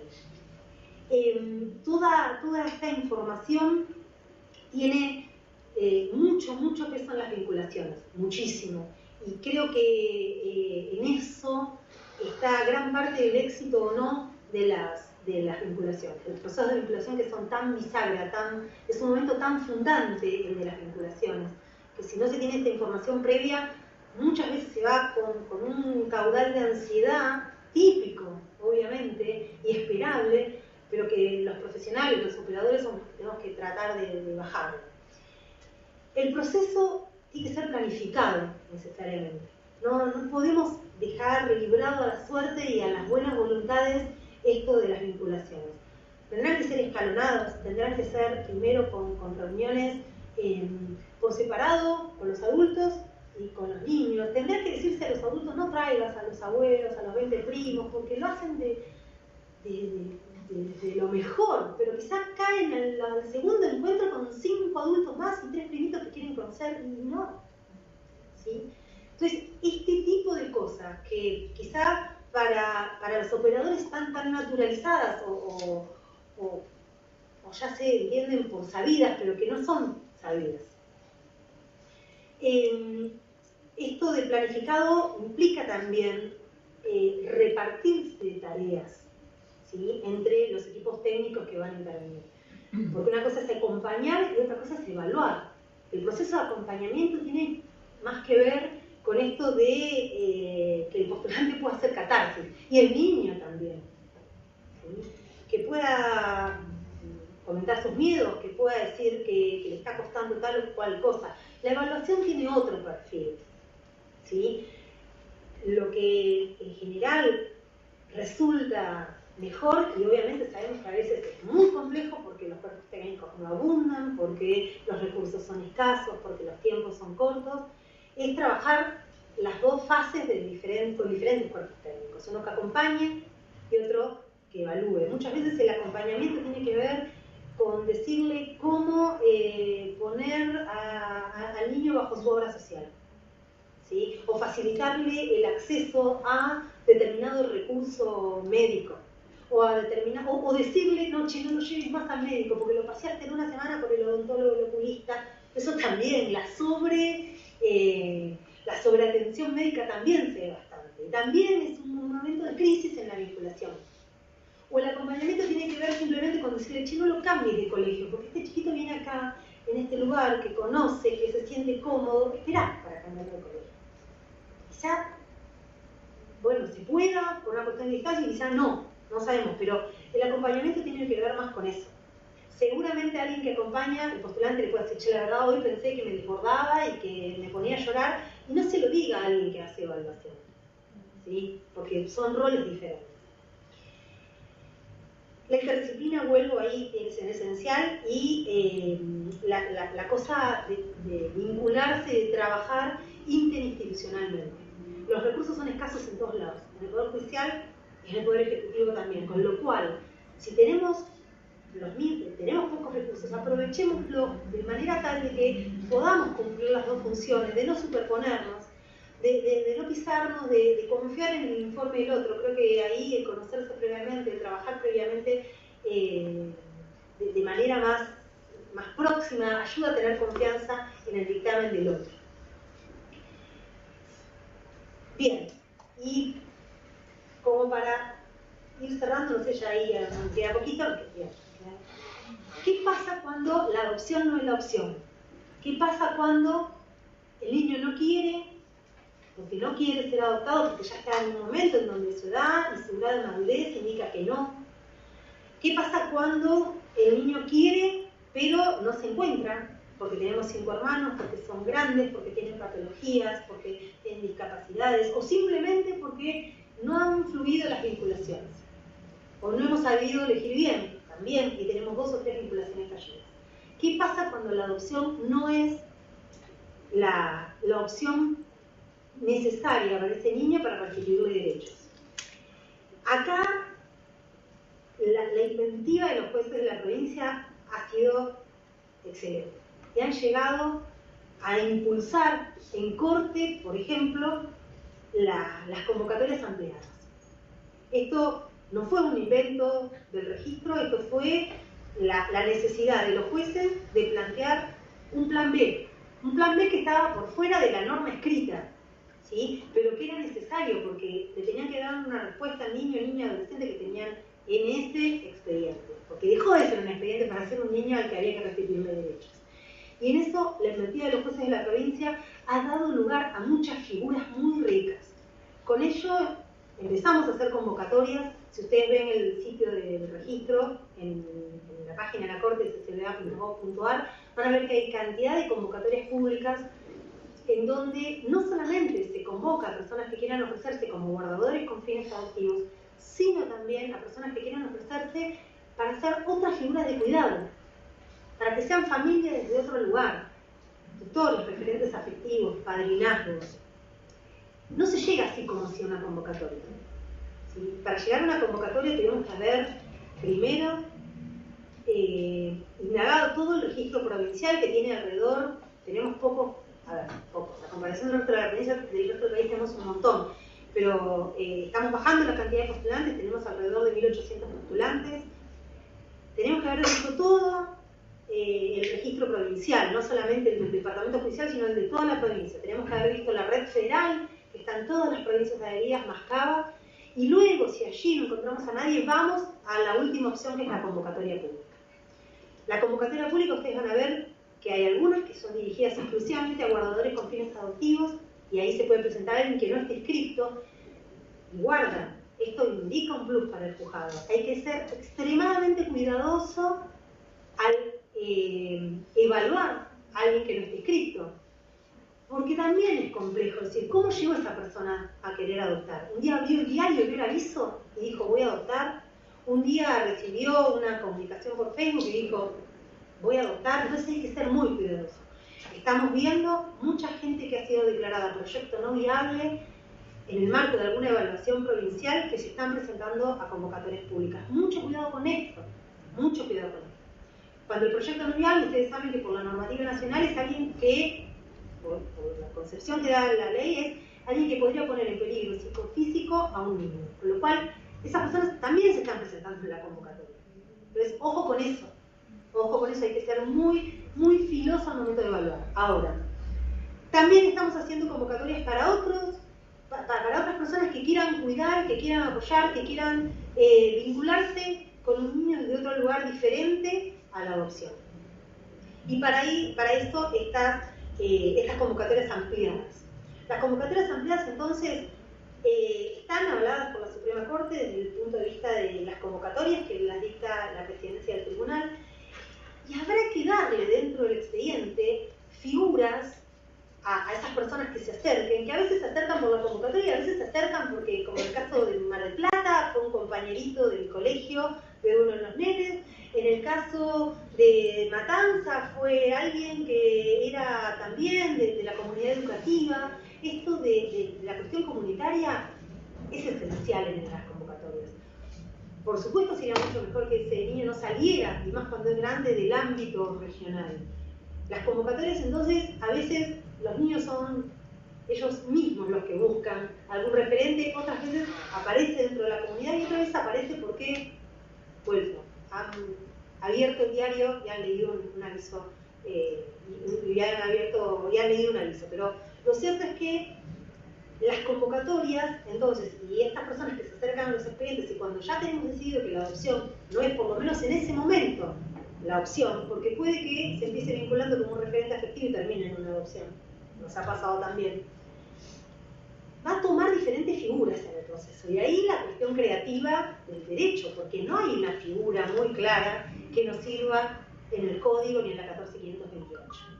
¿Sí? No hay claridad conceptual desde el punto de vista jurídico para esto. Y tendrá que ser una tutela, tendrá que ser una guarda, tendrá que ser un permiso para salir un fin de semana, tendrá que ser un apoyo en los términos de la Convención de Discapacidad y las leyes que tienen que ver con discapacidad y con problemas de salud mental, tendrá que ser un apoyo. Hay, en lo de apoyos, me resultó un elemento importante como para pensar en los apoyos, ¿no? Hay un informe de la Relatora Especial de Personas con Discapacidad que se publicó en 2017 que, más allá del concepto que ya tenemos plasmado en el Código Civil y Comercial, en el artículo 43, de qué se entiende por apoyo, esclareció un poco esto de la clasificación de los apoyos. Y dijo, bueno, mira, hay apoyos que sirven para tomar decisiones, otros para comunicarse, otro para la movilidad, otro para la asistencia personal y otro para tender una vida independiente. Con lo cual, aplicando desde la analogía el concepto de apoyo que nos da el 43 del Código Civil y Comercial, podríamos revestir de cierta juridicidad y de cierto concepto jurídico a estos permisos de estas personas que se acercan y que te dicen, yo no quiero adoptar, yo no quiero una guarda, pero por ejemplo yo quiero acompañarlo en todo su proceso de asistencia médica y de rehabilitación, yo quiero acompañarlo al colegio o quiero llevarlo a básquet 3 veces por semana. Y ahí es donde muchas veces desde lo jurídico nos preguntamos, ¿pero qué figura le damos? Y la responsabilidad civil, ¿y qué pasa allí?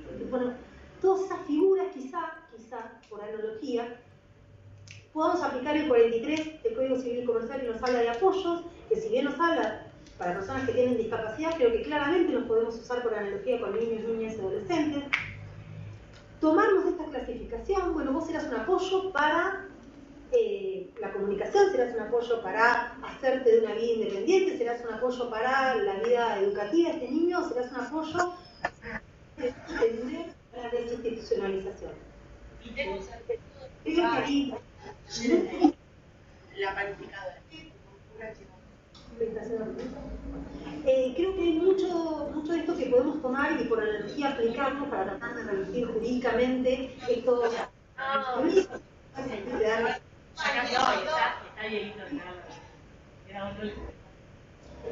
La Ley Nacional 27364, que es el de programas de acompañamiento para el egreso de jóvenes, una herramienta que si bien es una ley muy nueva y hay que bajarla al territorio y trabajarla con recursos locales, es una ley que nos puede dar una respuesta para adolescentes. ¿sí? Es una ley que se va a aplicar para niños, para adolescentes institucionalizados de más de 13 años, ¿sí?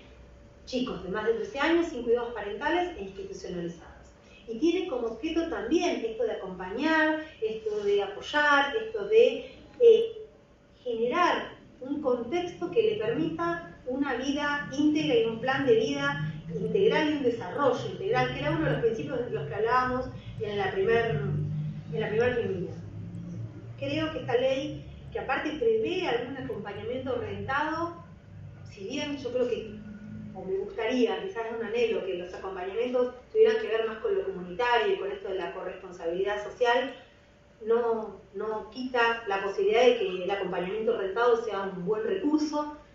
Bueno, me gustaría que fueran de otros tipos de acompañamiento, pero creo que esta ley es una herramienta como para tener en cuenta cuando la adopción no es la opción, cuando desde la adopción no se puede, cuando se ha podido quizá con 5 hermanitos trabajar con los más chiquitos la adopción y con los más grandes no se ha podido, con lo cual trabajar con todos los elementos nos permite por lo menos tener un abanico de posibilidades jurídicas y después ese abanico de opciones jurídicas, tratar de aplicarla mejor, la más idónea, la que más restituye derechos al niño en concreto.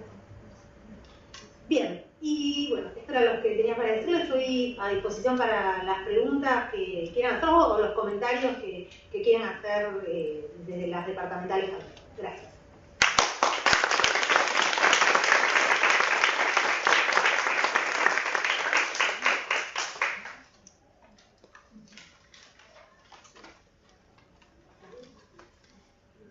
Es el momento incómodo en donde hacen así, ¿qué pasa el reloj?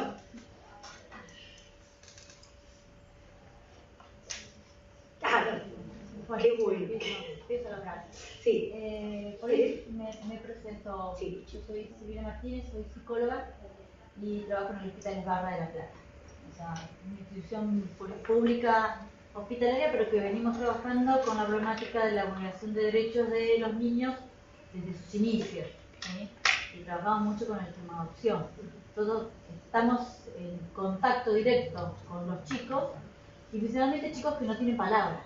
Porque estamos hablando de niños de menos de 3 años, donde a veces nosotros somos los interlocutores a partir de la observación, las conductas, los comportamientos de los chicos, quienes podemos poner alguna palabra de lo que realmente por ahí les pasa. Yo entiendo esto del paradigma de la infancia y demás, pero por ejemplo los hechos en lo cotidiano, algo pasa en el sistema o desde el Estado que termina siendo vulnerador de derechos también. Desde esto, bueno, los tiempos que sea el más breve posible. ¿Cuánto tiempo es que uno va a dedicar a trabajar con la familia cuando uno ve que la madre no tiene turnos en salud mental?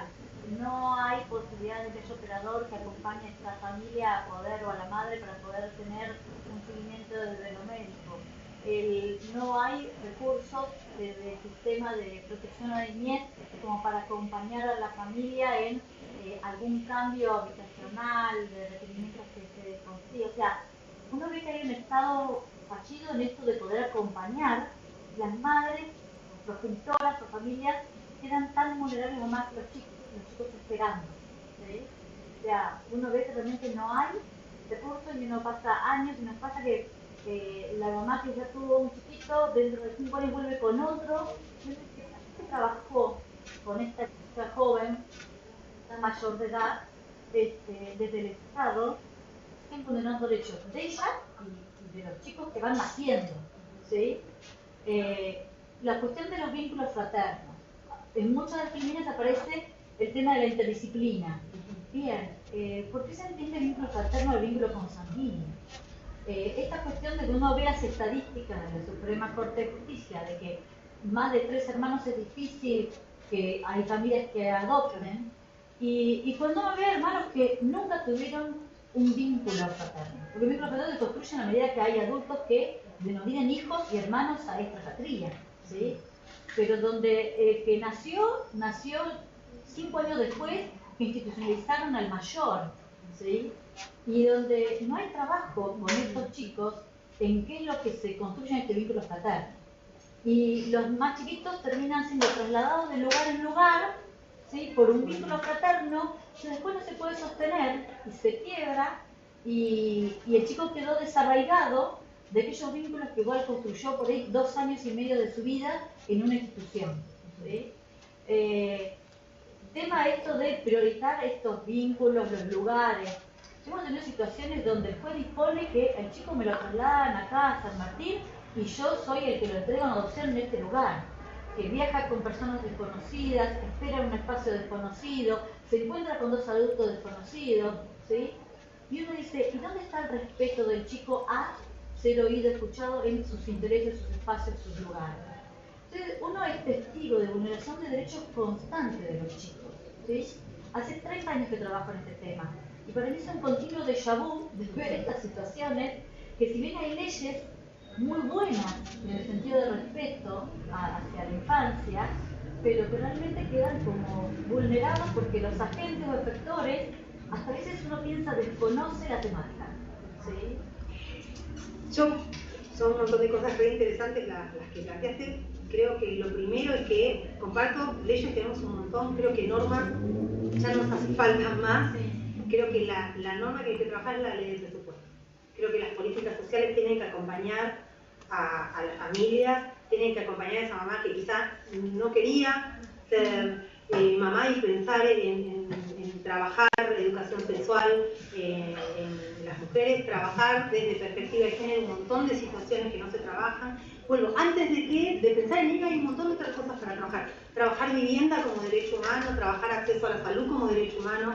Si vos trabajás todos esos aspectos, seguramente no lleguemos a las situaciones que vos describís, que son reales. Creo que de un tiempo a esta parte se están mejorando, por lo menos en números, que son los ejemplos que yo te puedo dar, porque yo no estoy en trinchera y sé que estas situaciones suceden, porque nos recibimos las denuncias de los postulantes, de los operadores, pero sí sé que las guardas con fines adoptivos se han duplicado. El año pasado tuvimos casi 700 guardas con fines adoptivos. Pero han crecido mucho las devoluciones también. Sí, pero no son tantas porque por el esbozo de estadística que pudimos hacer de devoluciones, que es un término muy duro, pero que sí solucionan como si fuera una devolución de un electrodoméstico muchas veces, creo que hay muchas menos, y muchas de las llamadas devoluciones también son de personas que no han sido evaluadas y se acercan en el marco de convocatoria, se acercan en el marco de referentes afectivos con chicos grandes. Con lo cual ahí creo que también tenemos que hacer esa diferenciación. Sí entiendo que hay muchísimo que trabajar. De hecho, si entendiéramos que es un tema que está totalmente trabajado y superado, no organizaríamos una charla. No nos preocuparíamos en tener, en la página una cantidad de información y trabajar con las organizaciones de postulantes y decirle que por favor cuidemos al postulante, porque creo que es el recurso que tenemos, pero también que confiemos en la interdisciplina. Nos cuesta mucho, pero creo que de 20 años a esta parte, hoy yo arranqué hablando del 94 para adelante, que parece que hace un montón. Hay chicos que ya están en la facultad, nacieron en el momento de la reforma de la Constitución, con lo cual pasó un montón de tiempo, pero nos cuesta todavía trabajar desde esa mirada constitucional, desde esa mirada sin estereotipos, y principalmente desde la mirada de fuera del patronato, esa mirada en donde ya el Poder Judicial no es el único que interviene, es el que interviene en una segunda etapa, cuando el Poder Ejecutivo trató y trabajó antes del abrigo y durante el abrigo. También creo que con los tiempos es muy complejo, y en esto sé que como jueces muchas veces los jueces tratan de generar acceso a justicia a las mamás que vienen sin patrocinio, a las mamás a las que le dicen conseguir un turno para trabajar tu adicción y quizás tardan 3 o 4 meses en conseguirlo, con lo cual con 2 turnos se te fue el abrigo. Es materialmente imposible pensar en que una mamá con un problema de adicción se puede recuperar si no tenemos una asistencia cuerpo a cuerpo. Creo que también los tiempos que corren individualistas hacen que muchas cuestiones que antes se solucionaban en una red comunitaria aún no se solucionan. Las familias ampliadas son muy difíciles de trabajar, lazos con familia ampliada. También hay que acortar, lo que vos decís, el concepto de familia ampliada. Alguien que tiene solamente un vínculo sanguíneo, pero que nunca vio al pibe, ¿lo podríamos considerar como familia ampliada? ¿Qué sé yo? No sé.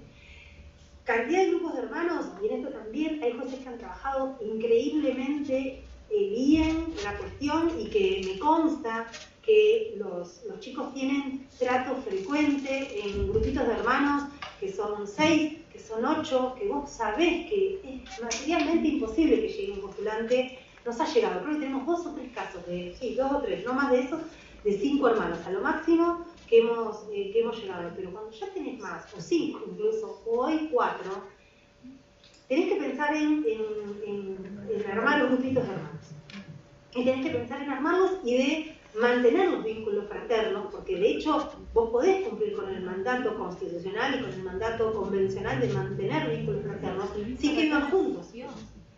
Cuando el vínculo fraterno nunca existió. Pero aún, yo creo que aún cuando vos... Porque uno, de hecho hoy ya, cuando hablaban distintas modalidades de qué tipo de adopción, ya no hay más la adopción abierta, digamos, simple o plena. También se atraviesa con lo que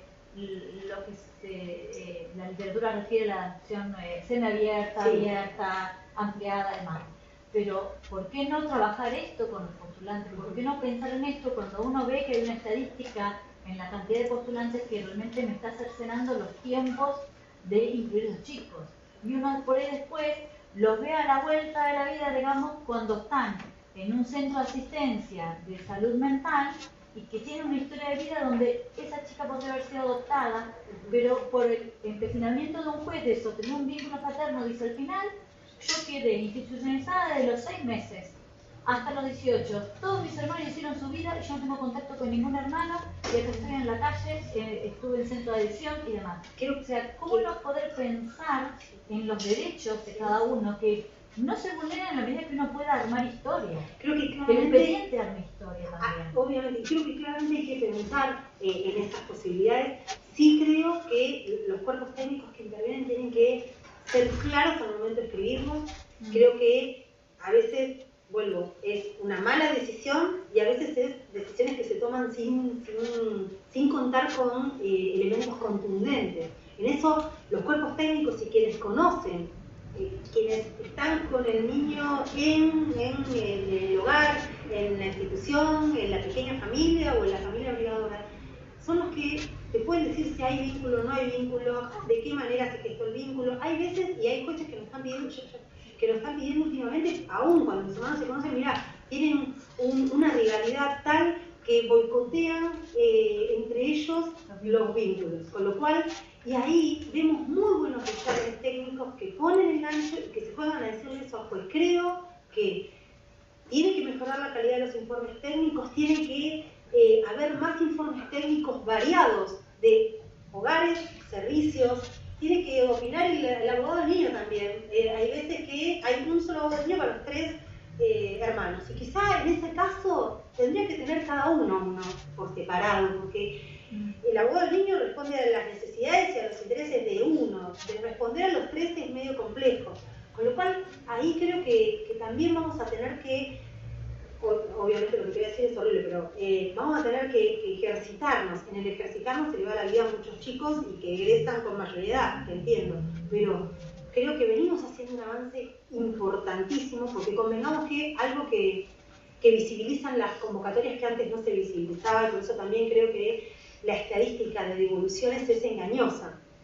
Antes, la estadística de adopciones eran niños sanos y pequeños, con lo cual, claro, no había devoluciones, no había fracasos ni revocaciones de guarda.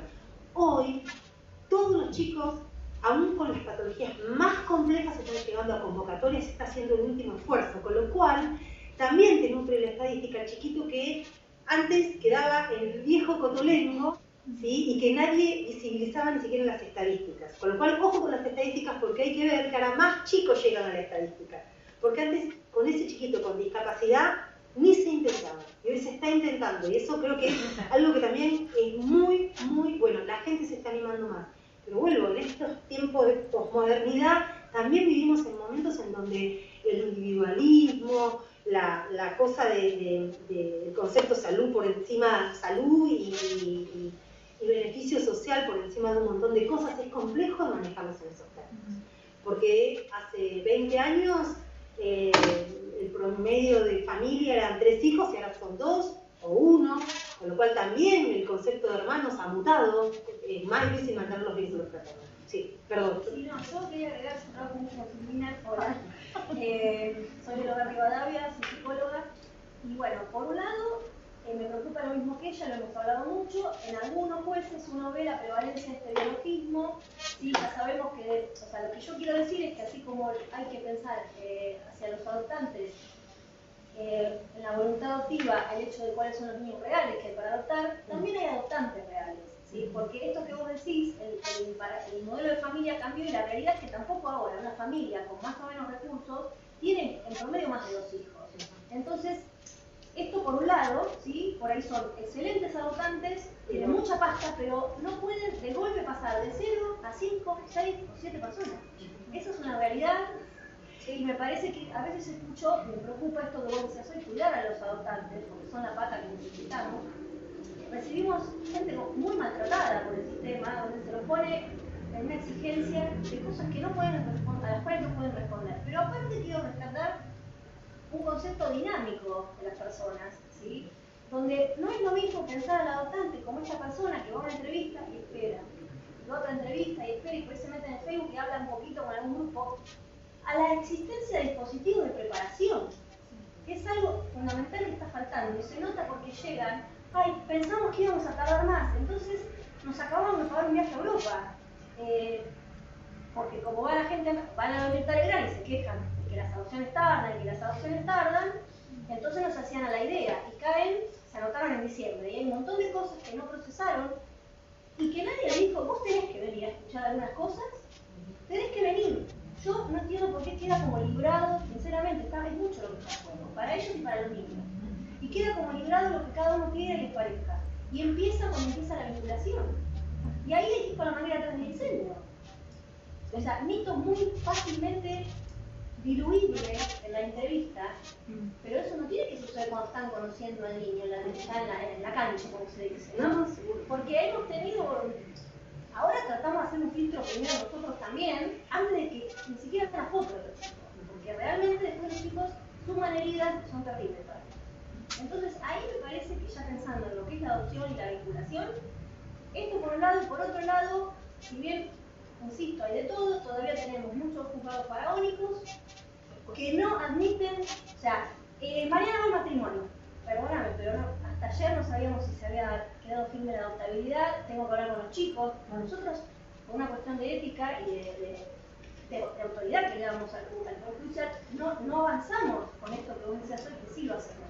Irá, después decidió que con tu familia no vas a poder volver, el niño se queda o llora, y fue el proceso de duelo, o sea, no lo largamos a fondo, pero después resulta que a veces desembarca de golpe, el matrimonio va el lunes, perdón, o sea, necesitamos hablar con los chicos, prepararlos, o por ejemplo que nos cuestionen, nos quieran prefijar un tiempo de egreso de una adopción de 3 chicos con un lazo fraterno muy complejo, donde uno por ahí boicotea la adopción, y los otros ya piden a irse del hogar y quieren una familia.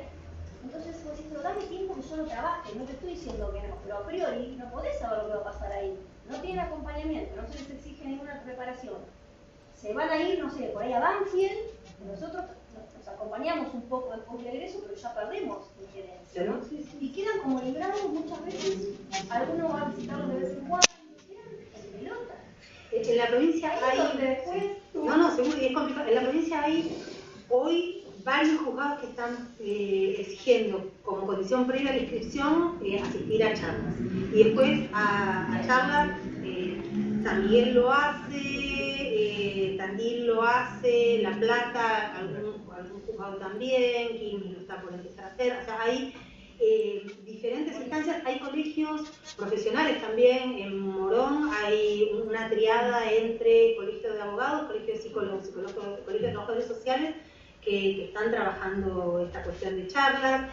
O sea, y de plantearlo como algo necesario, y algunos juzgados vuelven a plantearlo como algo ineludible.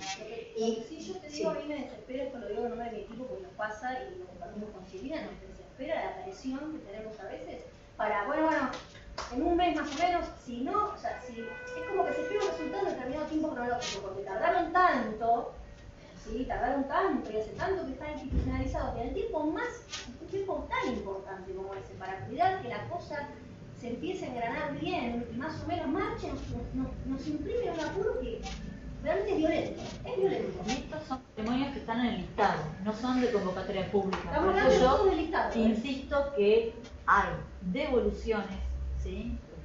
Donde ese mismo sistema de atención a estos postulantes que generan esta situación. Y uno en hospitales o en los institutos trabajamos con esto, apagando el incendio de lo que no se construyó durante 6 años que este matrimonio estuvo inscrito, 3 años o los 5 meses que estuvo inscrito. Sí, porque quizá pasó un poco tiempo. Si tienen voluntades amplias, Claro. Guarda una cosa más. Entiendo que hay poca preparación, entiendo que a veces puede venir una mala evaluación también, pero sí tenemos que partir de esto. El periodo de guarda con fines adoptivos es un periodo en donde la cosa puede fallar. Y a veces, con toda la preparación del mundo y con todo el acompañamiento del mundo, no fluye. Guarda. Y en esto creo que la mitad o más de las situaciones se deben a falla del sistema. Pero aún así todo hay que estar preparado para eso, porque si uno no entiende el periodo de 6 meses, o sea, desde siempre el periodo de guarda con fines adoptivos es un periodo de prueba. Desde siempre, con lo cual puede fallar. Ahora, el problema es que falle, no porque no hubo un ida y vuelta al vínculo, que falle porque ya estaba destinado al fracaso, porque la persona no sabía que iba, porque el niño no sabía que iba o porque no estuvo acompañado. Nunca se puede, esto por ahí para la que viene, pero nosotros siempre decimos, también nos ha pasado el juzgado súper recontraculpabilizado, y decirle, pero mira, nadie puede saber, ¿sí? Hasta que no sucede, porque las experiencias son transformadoras. Si no, pensar a las personas como entes estáticos, ¿no? Entonces, la experiencia de pasaje por eso, por la experiencia, es la que va a decir lo último, ¿no? Cómo se empieza a construir, si se puede avanzar. Y no hay mandrake en esto que pueda anticipar, porque a veces está esta idea de que si uno lo trabajó, no, hay ciertas cosas que son muy predictivas y que hay indicios, pero... Y el acontecimiento, que si es imposible anticipar, que es algo de único y de impredecible, dice que no se formó familia. No se ha formado familia, pero se formó familia. Pero bueno, después uno también se encuentra con algunas cosas que pudieran haberse laburado, filtrado, y es una pena para los chicos. No, pero seguro, acá la que la lleva más complicada claramente son los chicos. Vuelvo, hay mucho del sistema por mejorar. En 2 años pudimos hacer una recorrida a las 19 departamentales y tener reuniones con postulantes, y vemos que les falta información, vemos que hay mucho mito, que hay mucha fantasía, que aún con mucha reunión encima, el efecto Polino 1 minuto te arrasó todo lo que vos pudiste haber trabajado, porque la gente se queda con, si él, que es famoso, que tiene otros recursos, no pudo, yo no voy a poder, entonces quizás no me preparo, porque ¿para qué me voy a preparar? Es muy complicado. Es muy complicado, pero también lo tenemos que poner en un marco en donde ser padre y madre hoy es complicado, porque las necesidades económicas hacen que tengas una jornada laboral muy extensa. Esto varía en la provincia, no es lo mismo algunas departamentales que otras, en donde quizá la disponibilidad horaria es diferente, las distancias son diferentes, las exigencias sociales y post-colegios son diferentes, un montón de cuestiones tienen que ver. Pero es un momento complejo para el manejo de todas las políticas sociales, políticas de infancia, ni hablar, y adopción ni hablar, porque vuelvo, trabajamos también con tanta mezcla de vulnerabilidades de los grupos familiares y de los niños, que es muy difícil. Y por otro lado también, el saber manejar la frustración es muy complejo. Cuando vos hablas con grupos, con juzgados que te dicen, no, La verdad que es insoportable pensar que un chiquito que me decía desde los 9 hasta los 12, no quiero ser adoptado, no quiero ser adoptado, no sé, a los 13 te dijo que sí y ahora no encuentra a nadie. Muy complejo, muy complejo. Es muy complejo también cuando tenés chiquitos que se le aparecen a los jueces en los despachos y le dicen porque se le aparecen y realmente no tienen una respuesta para darle porque no hay quien se ofrezca o quienes se ofrecen no están listos. También, muchas veces nos pasa el pulso en darle de baja a un postulante que no está listo. ¿Sí?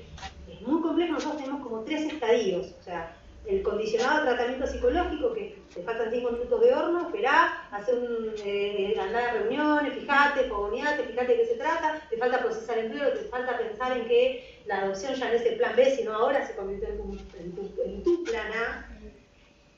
Tenemos el baja por evaluación desfavorable, tenemos el baja por proyecto no viable, que nunca más podés volver. De hecho, ahora hay 60 y pico de proyectos, ya no me acuerdo cuánto, pero hace 5 años no había ninguno. O sea, las evaluaciones cada vez son más finitas. De hecho, hace 3 años teníamos 3.900 postulantes y hoy tenemos 1.800, 1.900, estamos ahí, bajamos un montón los postulantes.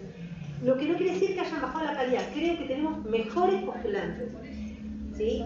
Y en eso no me preocupa tener menos. Obviamente me encantaría tener 3.000 que tengan voluntades auditivas reales para poder trabajar y dar una respuesta al niño. Ahora, los que tenemos creo que los tenemos de a poco mejor evaluados.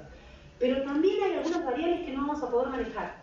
La cantidad de parejas que asumen juntas un proyecto adoptivo y terminan la adopción uno solo es cada vez más frecuente. Entonces también ahí hay que pensar, bueno, el proyecto adoptivo era de a 2, cómo era, cómo se pensaron. Y estas son realidades sociales, qué sé yo, de que los lazos son más efímeros, no sé, uno le podrá dar respuestas de la sociología. Igual me parece que eso, por ahí nosotros que trabajamos en el campo psicológico, lo que siempre hablábamos con compañeras también, cuando los hijos biológicos de una familia armada a lo tradicional por la vía biológica, muchas veces la llegada de los hijos genera crisis que no tienen retorno para las parejas, pero nadie le vuelve a nadie y se va. Entonces hay como un abandono al interior.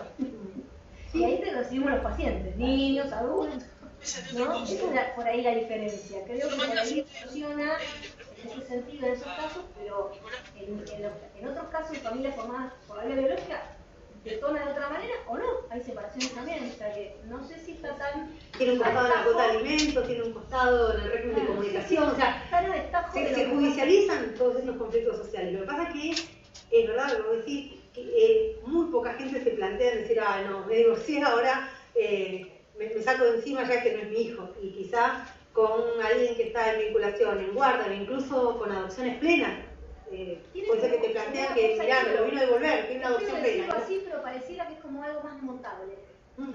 ¿Sí? Sí, es mucho más. Uno ve en la clínica maternidades que se sostienen a base de mandatos y de culpas, pero chicos, pobrecita, y la madre viene al tratamiento y hay que llevarla, que se dé cuenta que se pide, no podría tener ni por casualidad, pero no puede, ¿qué hace? ¿A dónde lo va a devolver?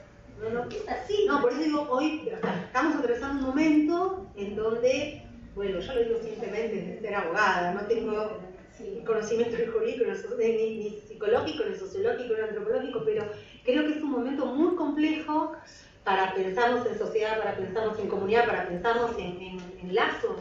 Son como todo muy líquido, como todo muy efímero. Y obviamente esto se traslada a la adopción y se traslada al ser padres o madres por adopción.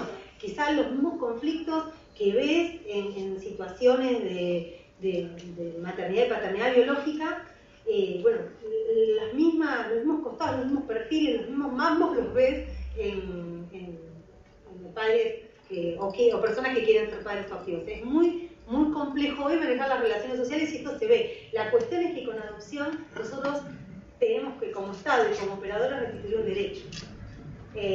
Así como nadie se podría meter en la familia de otro y decirle, no, vos estás para tener hijos o no, porque tenés que trabajar. Eso sería un claro inmiscuirse en la intimidad de la familia, sería inconstitucional.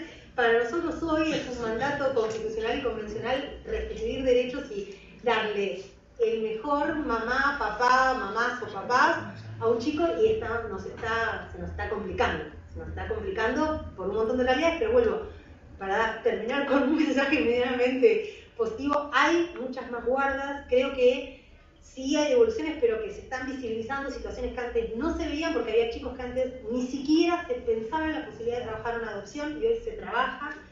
Y creo que también hay realidades sociales más complejas en donde, bueno, la situación pasa por otro lado, muy diferente al que uno puede ver en un expediente. Pero sí, entiendo que hay un montonazo para trabajar con esto, principalmente el tema del trato, el tema del acompañamiento, temas que no son claramente jurídicos, sino que requieren de otra mirada. Y de otros tiempos, y de otras políticas previas al abrigo, previas a la situación de la actualidad. Es complejo, es muy complejo.